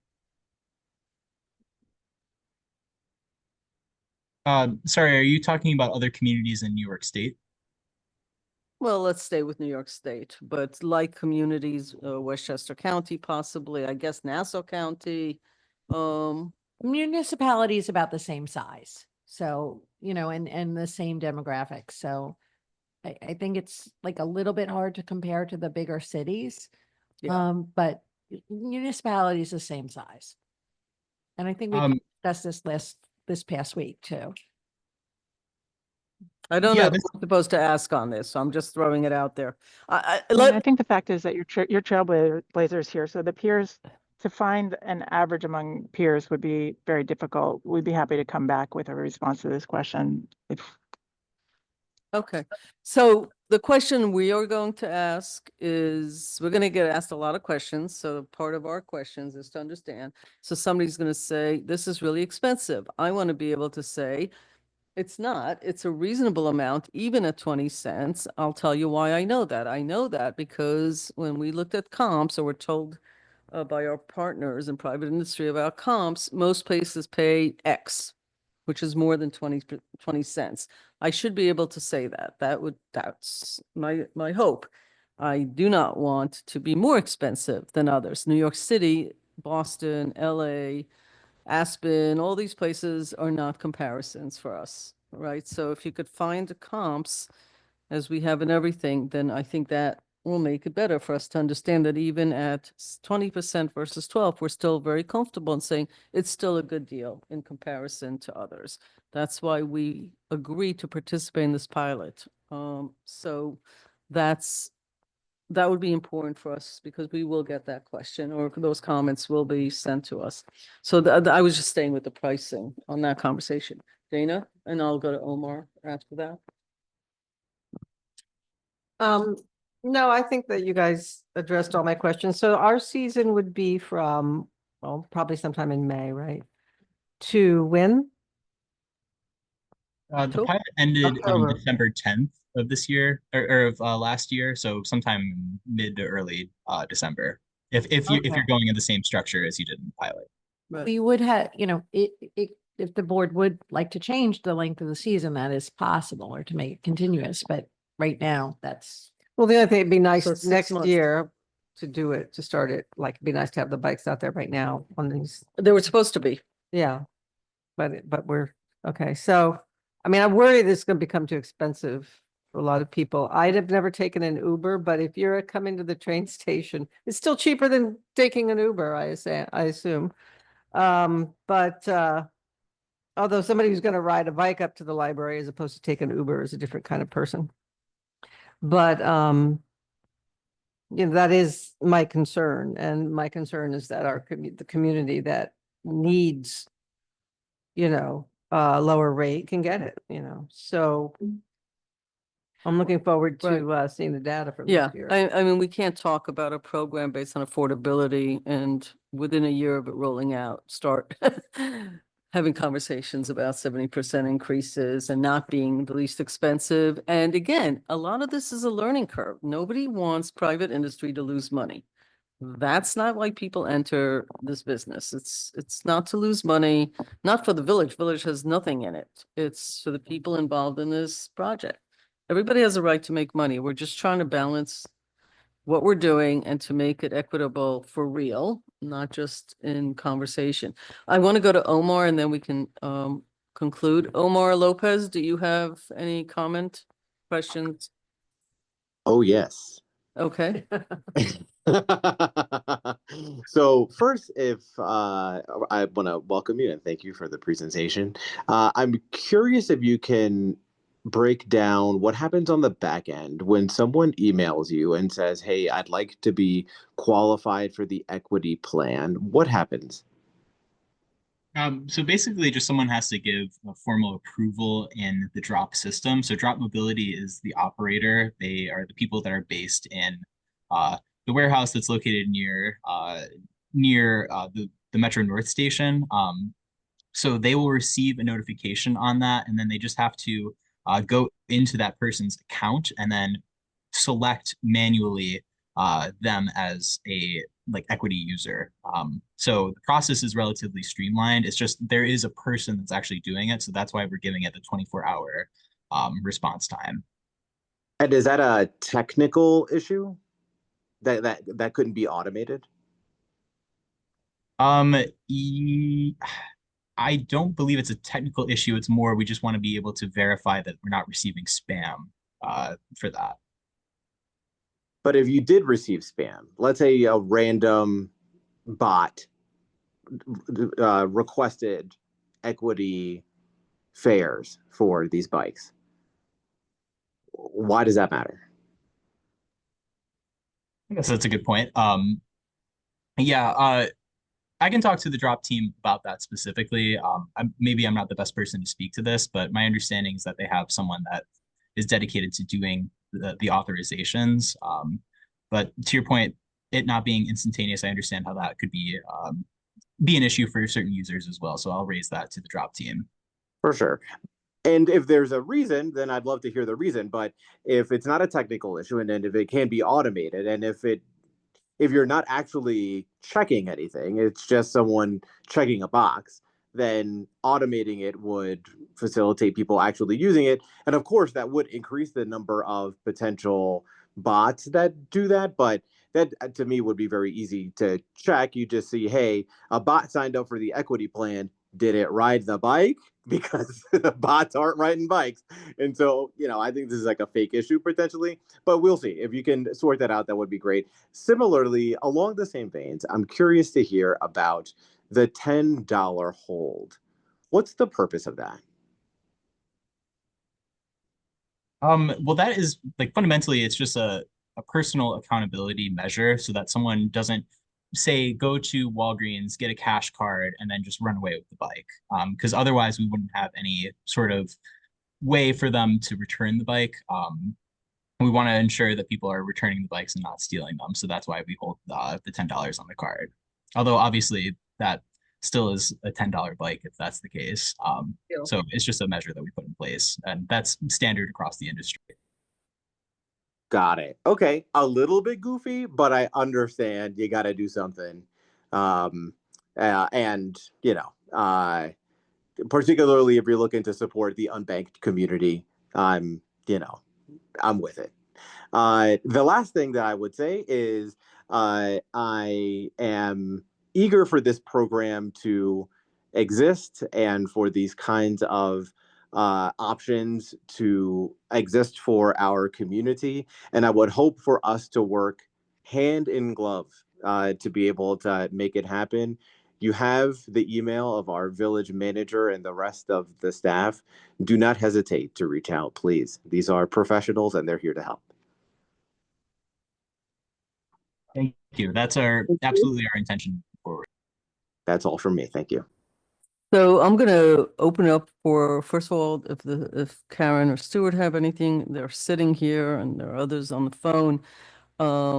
And then I'm gonna just recap for next steps overall, because we're late on this and I'm not happy that we're late. We've got a huge number of events this Saturday that were planned in mind, with like me being on e-bike and talking it up, and Dana was talking about she'll try riding it, and we're disappointed that we've had to pull back when we've been pushing so hard, and that's not the goal here. The goal is to move things forward.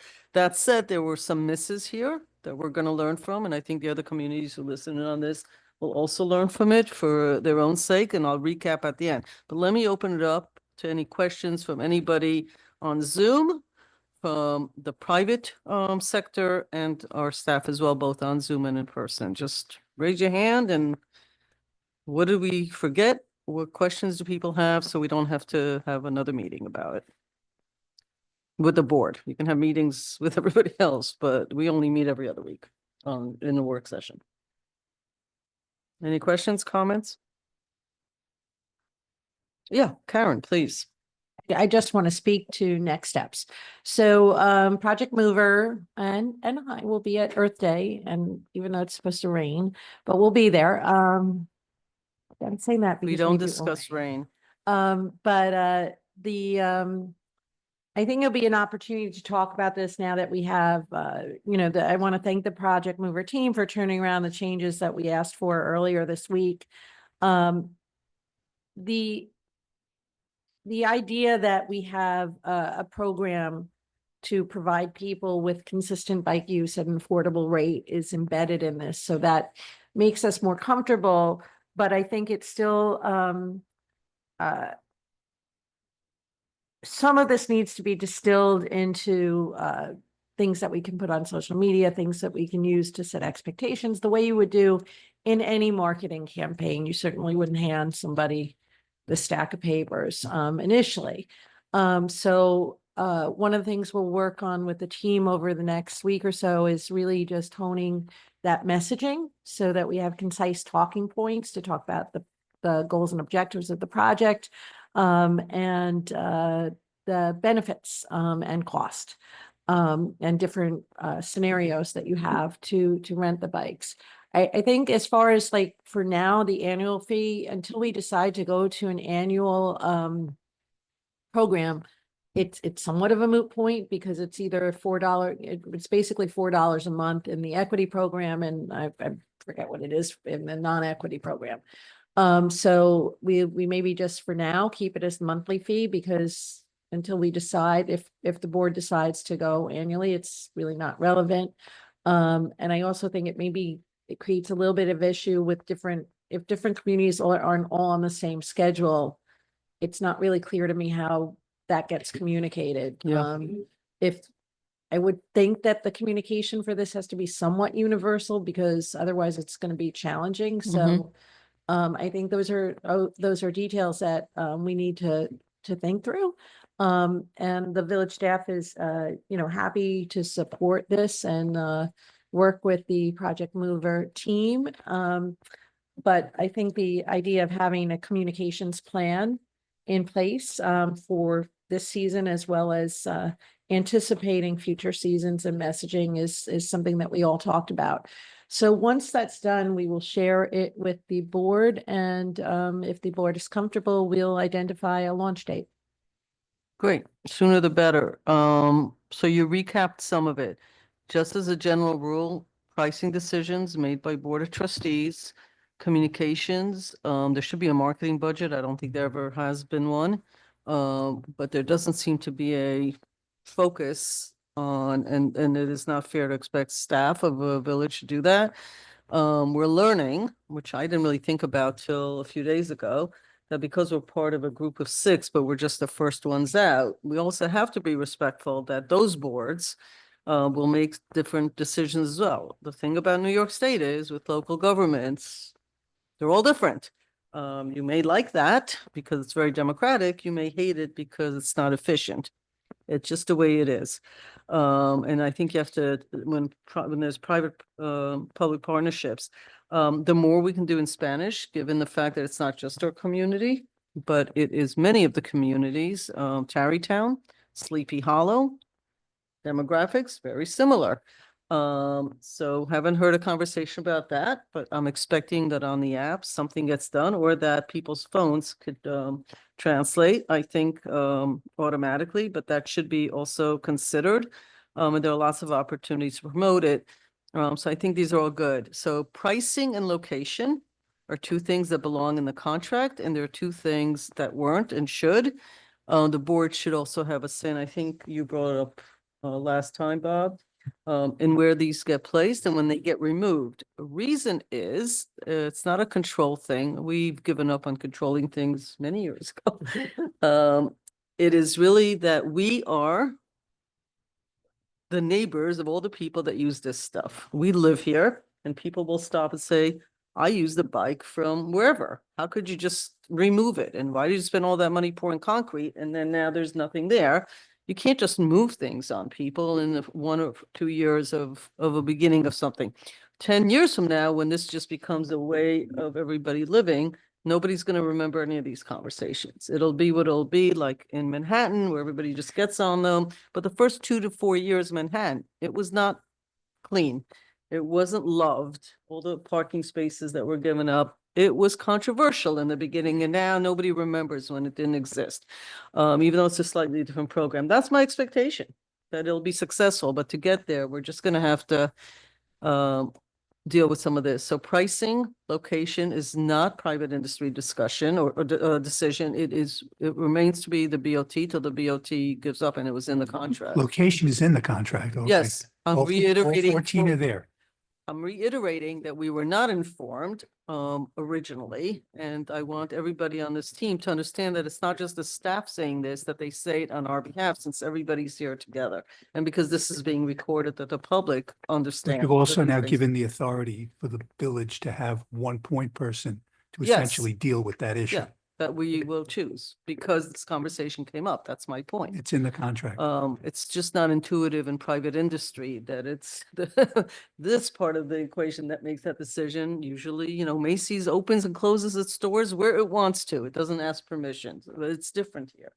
So I think we've covered most of it. I would be most interested as this conversation goes through with the teams, Karen, that conversation with my fellow mayors. Also, I'm happy to start some of those conversations. I've already discussed e-bikes with the mayors in Irvington, in Tarrytown. I don't think I spoke to Karen.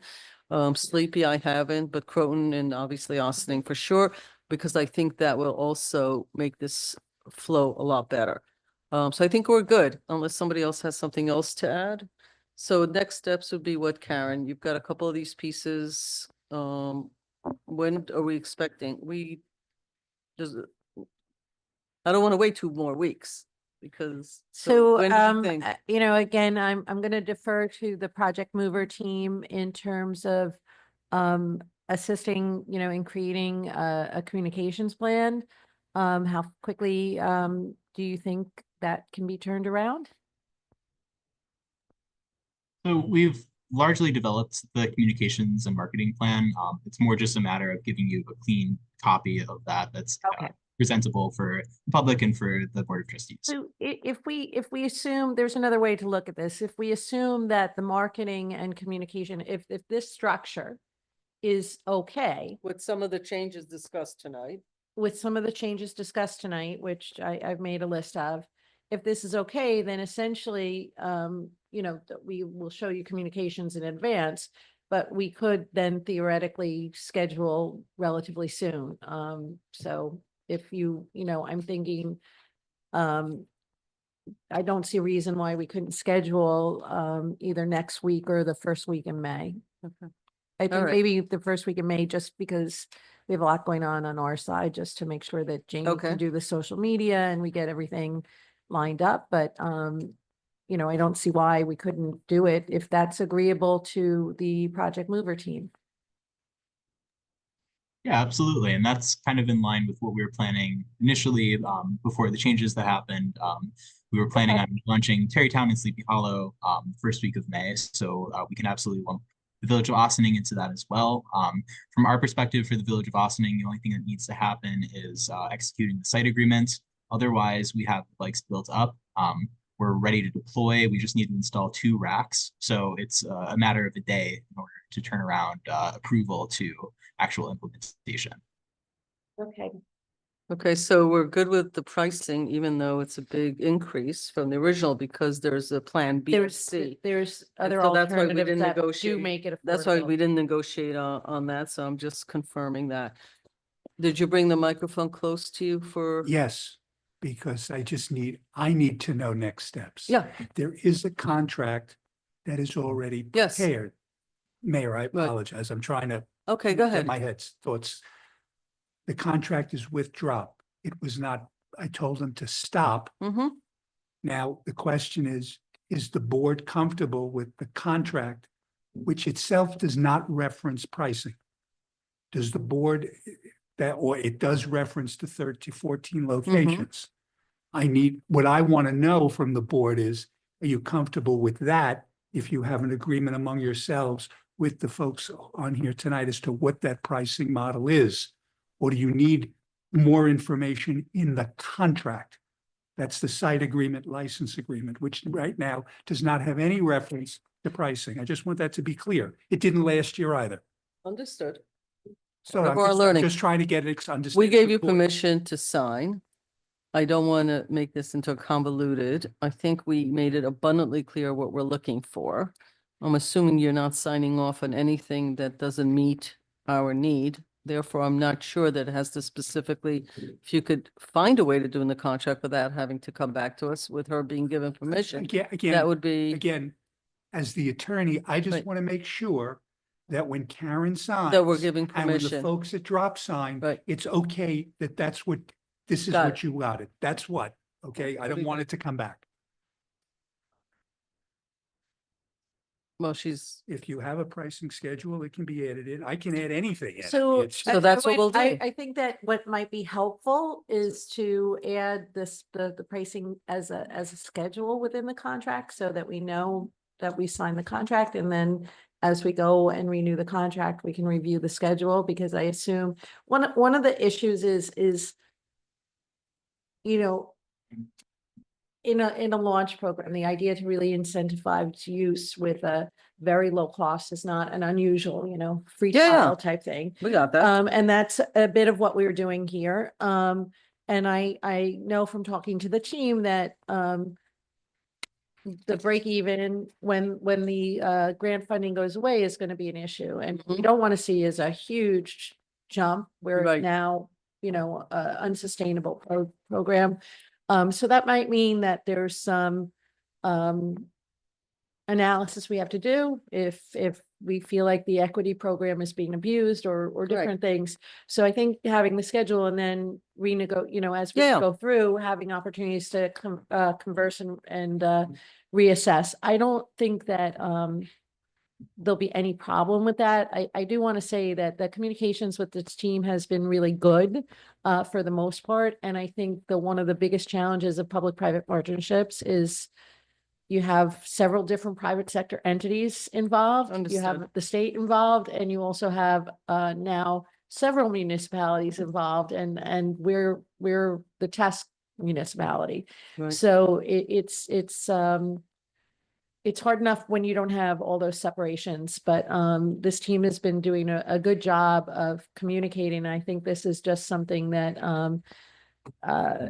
we're all looking at this from a slightly different perspective. So it was a good learning opportunity. We regrouped, and maybe some of the things we're doing will just facilitate the messaging for the other communities as well, because to the degree that we can make this uniform, that obviously is going to be an advantage for the end users. Do you think it'll be helpful to share the information with the other mayors and or boards, simply because I don't think it makes sense for 6 contiguous communities to have different pricing or different, it's that's- their decision, but I think to at least Well, have, the pricing, I'm going to turn this over to the Project Mover team. The pricing is going to be consistent for all the municipalities.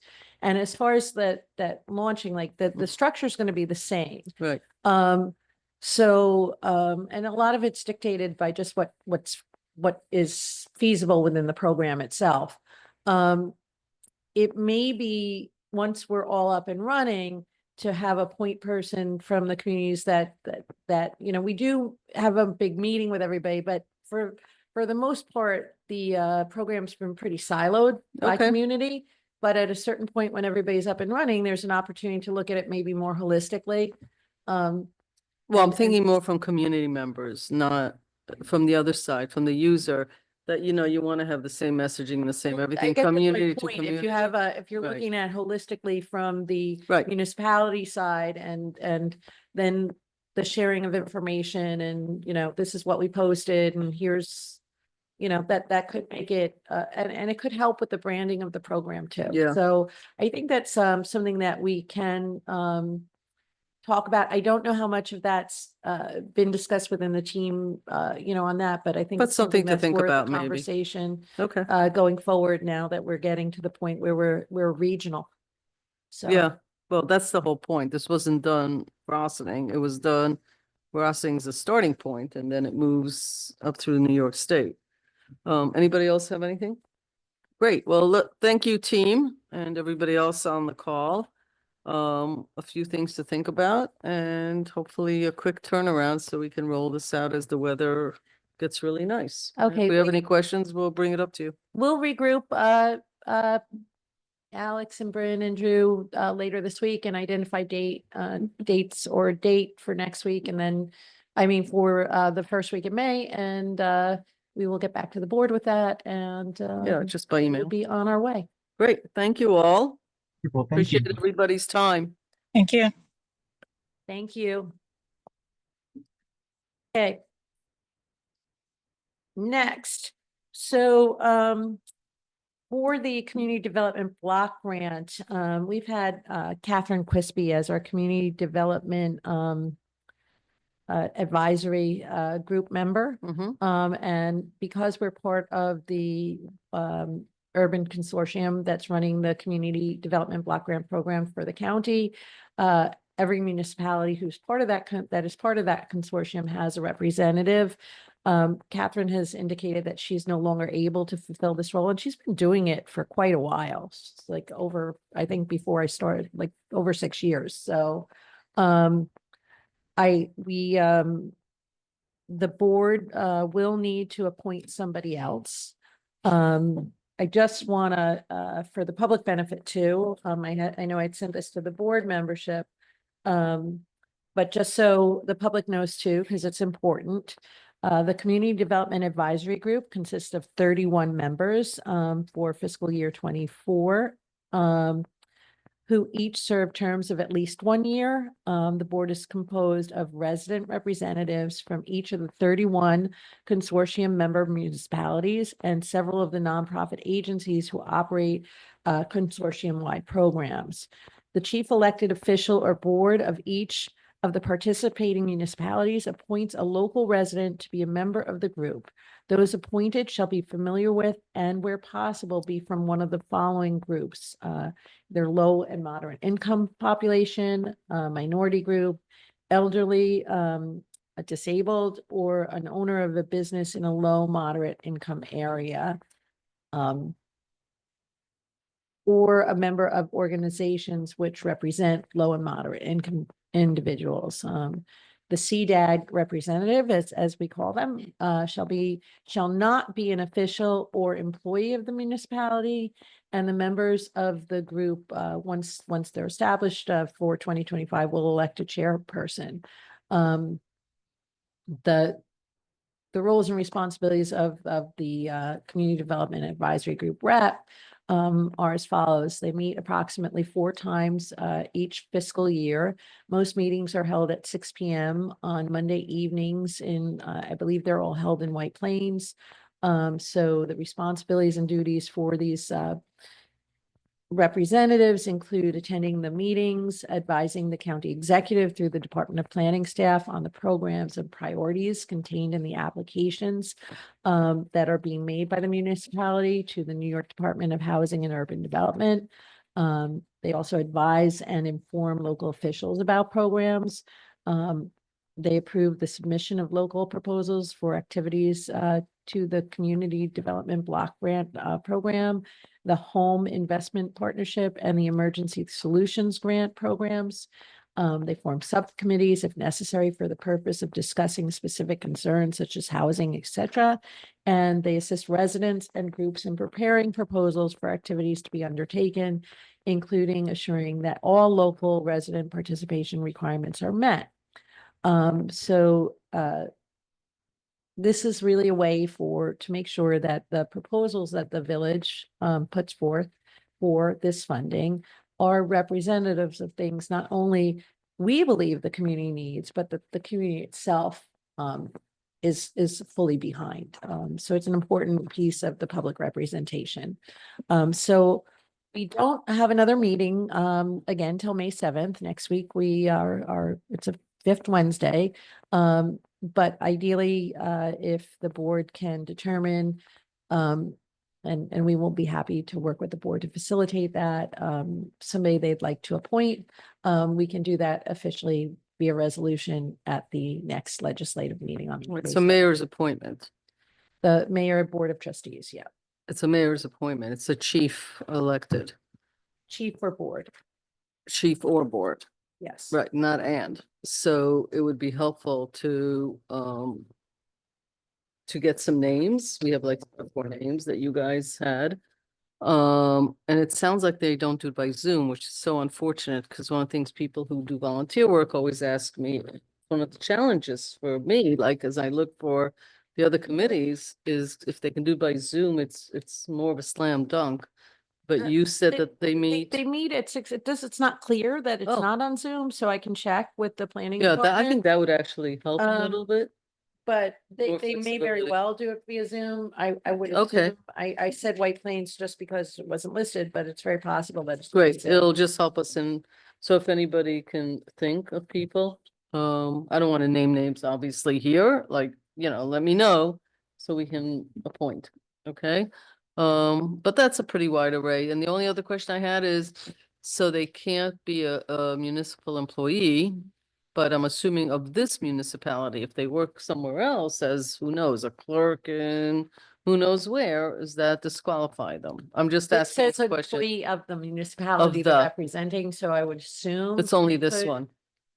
I would assume. We can always double check, but I don't think. And that's it's okay. only the village, does the town also have, or it's for village and town? Town isn't eligible for CDBG Okay, grants because of it really is based on sociodemographics, Okay, so it's socioeconomic definitely, demographics, excuse me. so they have to be from the village, is what Yeah. you're saying. I mean, I shouldn't really say that. The town has participated, but it's typically within programs that run, like the senior nutrition program that runs within the village. So I believe they did, I misspoke. I believe they would have had to select a CDAG representative that was separate from Okay, ours. and lastly, so it's a member of an organization. So if you are, I'm gonna just use Open Door, just as an example, but you don't live in Ossining, are you disqualified? I believe if you were in Open Door, working at Open Door in Ossining, you would potentially qualify. So that Okay, based on again, what I'm just reading trying to here. widen the net. Yeah, I'm based on what of I'm reading here. I opportunity here. think it appears that if you were working in an organization that was doing, work within the community, that would be appropriate. Okay.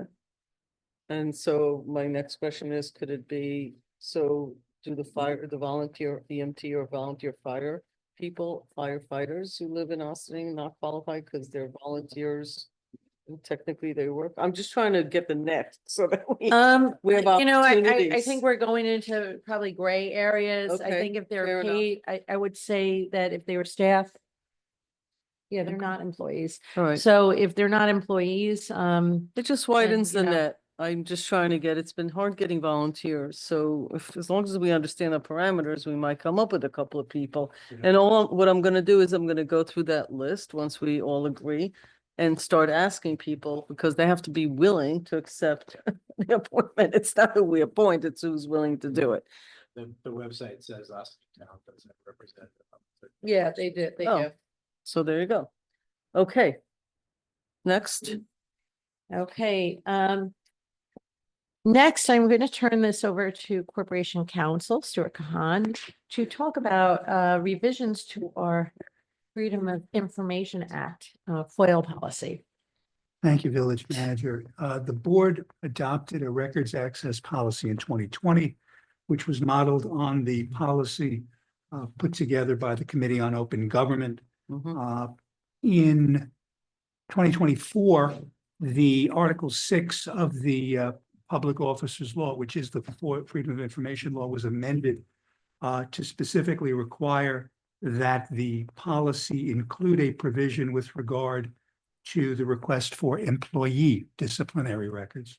So what is proposed here is a small amendment to the policy, which basically states, if an employee's disciplinary records are requested as part of a FOIL request, the village's FOIL officer, who is the village clerk, will notify the subject employee within a reasonable amount of time of the request after receiving the request and prior to producing that employee's disciplinary records in response to the request.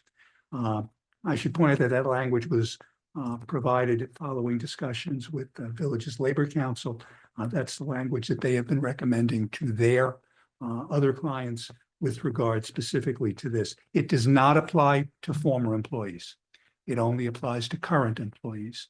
So if someone is asking for a disciplinary record, and again, I want to stress it's disciplinary records. So if someone is asking for an employee's attendance records, doesn't apply.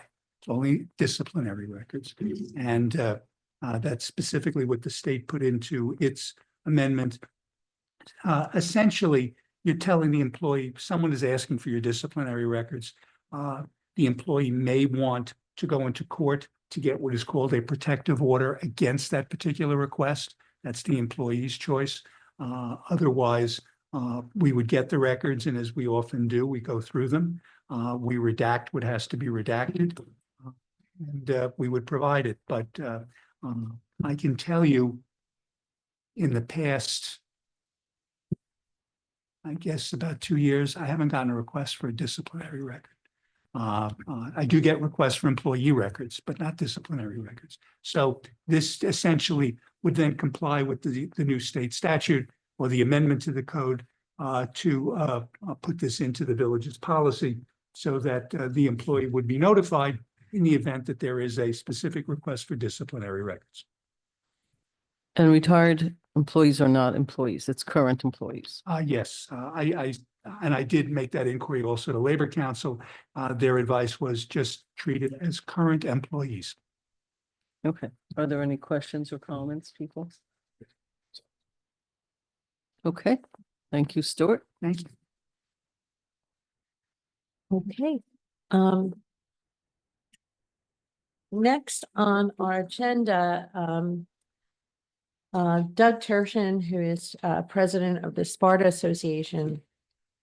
I'm sorry, the Jug Tavern of Sparta Inc. Made a little bit of I don't think the Sparta Association actually exists in reality anymore, but the Jug Tavern had made a request to have an honoring street naming for a former resident Captain Lewis Brady. And Captain Brady, you have this information, but for the public, Captain Brady was a formerly enslaved man who journeyed to freedom from Maryland via the Underground Railroad and chose to make his home in Austin's historic Sparta district in the 1830s. He established a thriving oyster and clam business, aptly named the Come and Go, operating from the Sparta dock and contributing to the growth of the Hudson River fishery and Austin's maritime economy. He also served in the War of 1812, which was a rare feat for a Black man of his time. And he lived to be 108 years old, which speaks to the value of nutritional value of oysters, I think. And he is the oldest, becoming the oldest person in the village and the county, possibly to date. He lived at 14 Rockledge Avenue. And the home still stands, and he is buried in nearby Sparta Cemetery, where he remains the oldest known interment. So based on the extraordinary life of Captain Brady, Doug is recommending that they're proposing that the corner of Revolutionary Road and Rockledge Avenue be designated as Captain Lewis Brady Way. And there currently is no honorary naming on that particular intersection. And it would be a fitting location for Captain Brady's memory and honor. So did you want to add anything? What are we being asked, I think is the question. Referral to the village historian. That's what I thought. Okay. I mean, it's sort of an easy one for me, but I'm not sure No, everybody I think okay? he would be a tremendous Yeah, I think it's great. addition to our honorary street naming. He's buried in Sparta along with his 11 children, I believe. Oh, and you his should wi- put that as an accomplishment. and his wife and all the Also, extended a family. nod to oysters, I believe. So- Yeah, it kind of reminds me, Henry Gordine was a very important part of our local economy, but Captain Brady was a few generations before him, but and really gave a lot, I think was really not an easy life, but he really made a good life for himself. That's great. No, I think it's, I noticed the date that was suggested. I would just ask the historian, I'm not here that weekend. I have my own family reunion happening. Something about June 7th, I think, was when the family's coming in. Okay, So I I would didn't just. Mayor, I'm maybe- sorry, I can't hear you. It says, I think that it's June 7th. Is that right? June Jen? 8th, I think, is when they're having They're having a whole, Yeah, a whole thing. So they thing. wanted to coordinate it with that. Yeah, so So- you know what? It's probably not movable. It's not a movable feast. That's Well, probably. I the don't day. know if it necessarily has to be on that. I mean, it depends on how quickly it. Well, the time family's can be coming in made. from out of town, is Yeah, the way I but it read would the be nice email. to do it that day. Yeah, it would be. I'm not Mhm. here because I would love to be there, but it's okay. I'm one person, You can be so. gone. No, the weekend, I have a family Oh. reunion. Ever since COVID, everybody in my family has now decided to look up our family trees from all sides and do family reunions. So, I won't ask Joyce to change, but I think you got a thumbs up. Omar, I'm assuming you're a thumbs up. Absolutely. Okay, and I'm seeing the thumbs up right through the screen. Good. Thank you for bringing it to the board's attention. I think that'll be really cool. And I love all the stuff that they're doing. I cannot understand why they're not offering like some sort of an oyster or something or other, but it's okay. An oyster bake. Okay, Right. what else do we have? That concludes our work session for this evening. And I don't think we have any exec session or any other topic on hand. All right, No. I'm getting my gavel ready. Does everybody knows? Anybody for concluding the meeting? Second. All in favor? Aye. Okay, ladies and gentlemen, it is 9:40. We conclude the meeting. We hope everyone has a wonderful weekend. Come to all of the events. And we are not meeting next Wednesday, just as a reminder. Thank you. Let's get the